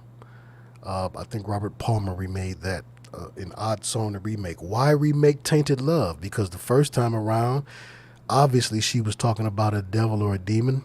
Thanks to our friend from Brooklyn pointing that out to us. Obviously she was talking about a devil or a demon, and so instead of trying to figure out a song to write about the devil or the demon that's helping us out, let's just remake one that's already done. And then let's say that they called in the temple priest to come in and put the curse on the song. It's already set up. We know it's already got a power. And that's generally why they will run a song back. Press 1 to start the call or 2 to decline. Press 1 to... The call will start at the beep. Unplug them on the line. What's on your mind? Please turn off the device or mute the device that you're listening on, please. I'm sorry. Did you hear me? Yeah. Mm-hmm. What's on your mind? Oh, hi, sir. Unplug them on the line. What's on your mind? Please turn off the device or mute the device that you're listening on, please. Hold on. Can you hear me? Yes, I can hear you. Oh, sorry, sir. Good morning from Denver, Colorado. Thank you, Unplugging, from all of like your services and podcasts. Me and my mom are really big fans of like your material. But I wanted to ask, how do you get over like the mornings of like the just coming into like the teachings of like God and like the Bible? How do I do what now? Oh, sorry, I think I had the wrong phone number. Sorry. No, you got the right number. What did you ask? Okay. Won't start none, won't be none. And with that, no more phone privileges for the night. Thank you all for listening. Thank you all for listening in, and we'll be back this weekend to do it again. Much love to you, and I hope that you did enjoy this installment of the Songwriter Secret, and I do pray that the Lord will loose and then bind to each and every one of you the comfort of the Comforter, which is the Holy Spirit, to comfort you and bring all the things that Jesus Christ has said back to your remembrance, according to John 14:26, and that he would loose and then bind to each and every one of you a greater hedge of protection that he gave to his servant Job in Job chapter 1, verse 10, and don't let anything that would harm you be able to penetrate and get in. And I pray that he would loose and then bind to you a whole full armor of God, and bind to it impenetrability and let it never deplete, and bind to that whole full armor of God in Jesus' name, the blood of the Lord Jesus Christ, from the crown of our head to the soles of our feet. For by his blood, stripes, nails, thorns, and the power and authority of his name, we declare and decree that we are healed and free. And bind that same type of whole full armor to those angels you have assigned to watch over us, and loose those angels right now, Lord, to go to us and to surround us and link arms around us like bodyguards, to protect us in our dwellings made of flesh and bone, as well as our dwellings made of brick and stone, our minds, bodies, and souls, our spirit, man, and everything you've made us a steward over and allowed for us to own, even our pets and especially our home. And we ask that those angels would be with us, Lord, everywhere we roam, inside or outside the home, to protect us from things seen and unseen, and all things unclean, known and unknown. And as you are the great physician, greater than a great pharmacist, psychologist, psychiatrist, or therapist, you know the importance of rest to our healing. Please loose and then bind to us Psalm 4 and 8 and Proverbs 3 and 24, sweet sleep. And bind to us, in addition to that sweet sleep, Lord, the knowledge that you will make us dwell in safety only. And let us know that, Lord, whether we're asleep or we're awake, let us know that you will only make us safe. And Lord, please loose and then bind to us, in the name of Jesus, Lord, sweet dreams. Loose us, Heavenly Father, from sleeplessness, restlessness, insomnia, amnesia, nightmare, and mare. Cast down imaginations and bring thoughts under captivity and submission to the will of Christ, and every spirit associated with those imaginations and thoughts. Bind them up, cast them out, cast them down, and don't let them rise back up and come back around. And keep them bound in everlasting unbreakable chains. And Lord, bind to each and every one of us, Heavenly Father, Lord, in addition to that sweet sleep, bind to us sweet dreams, and that it all culminate into us having a blessed rest.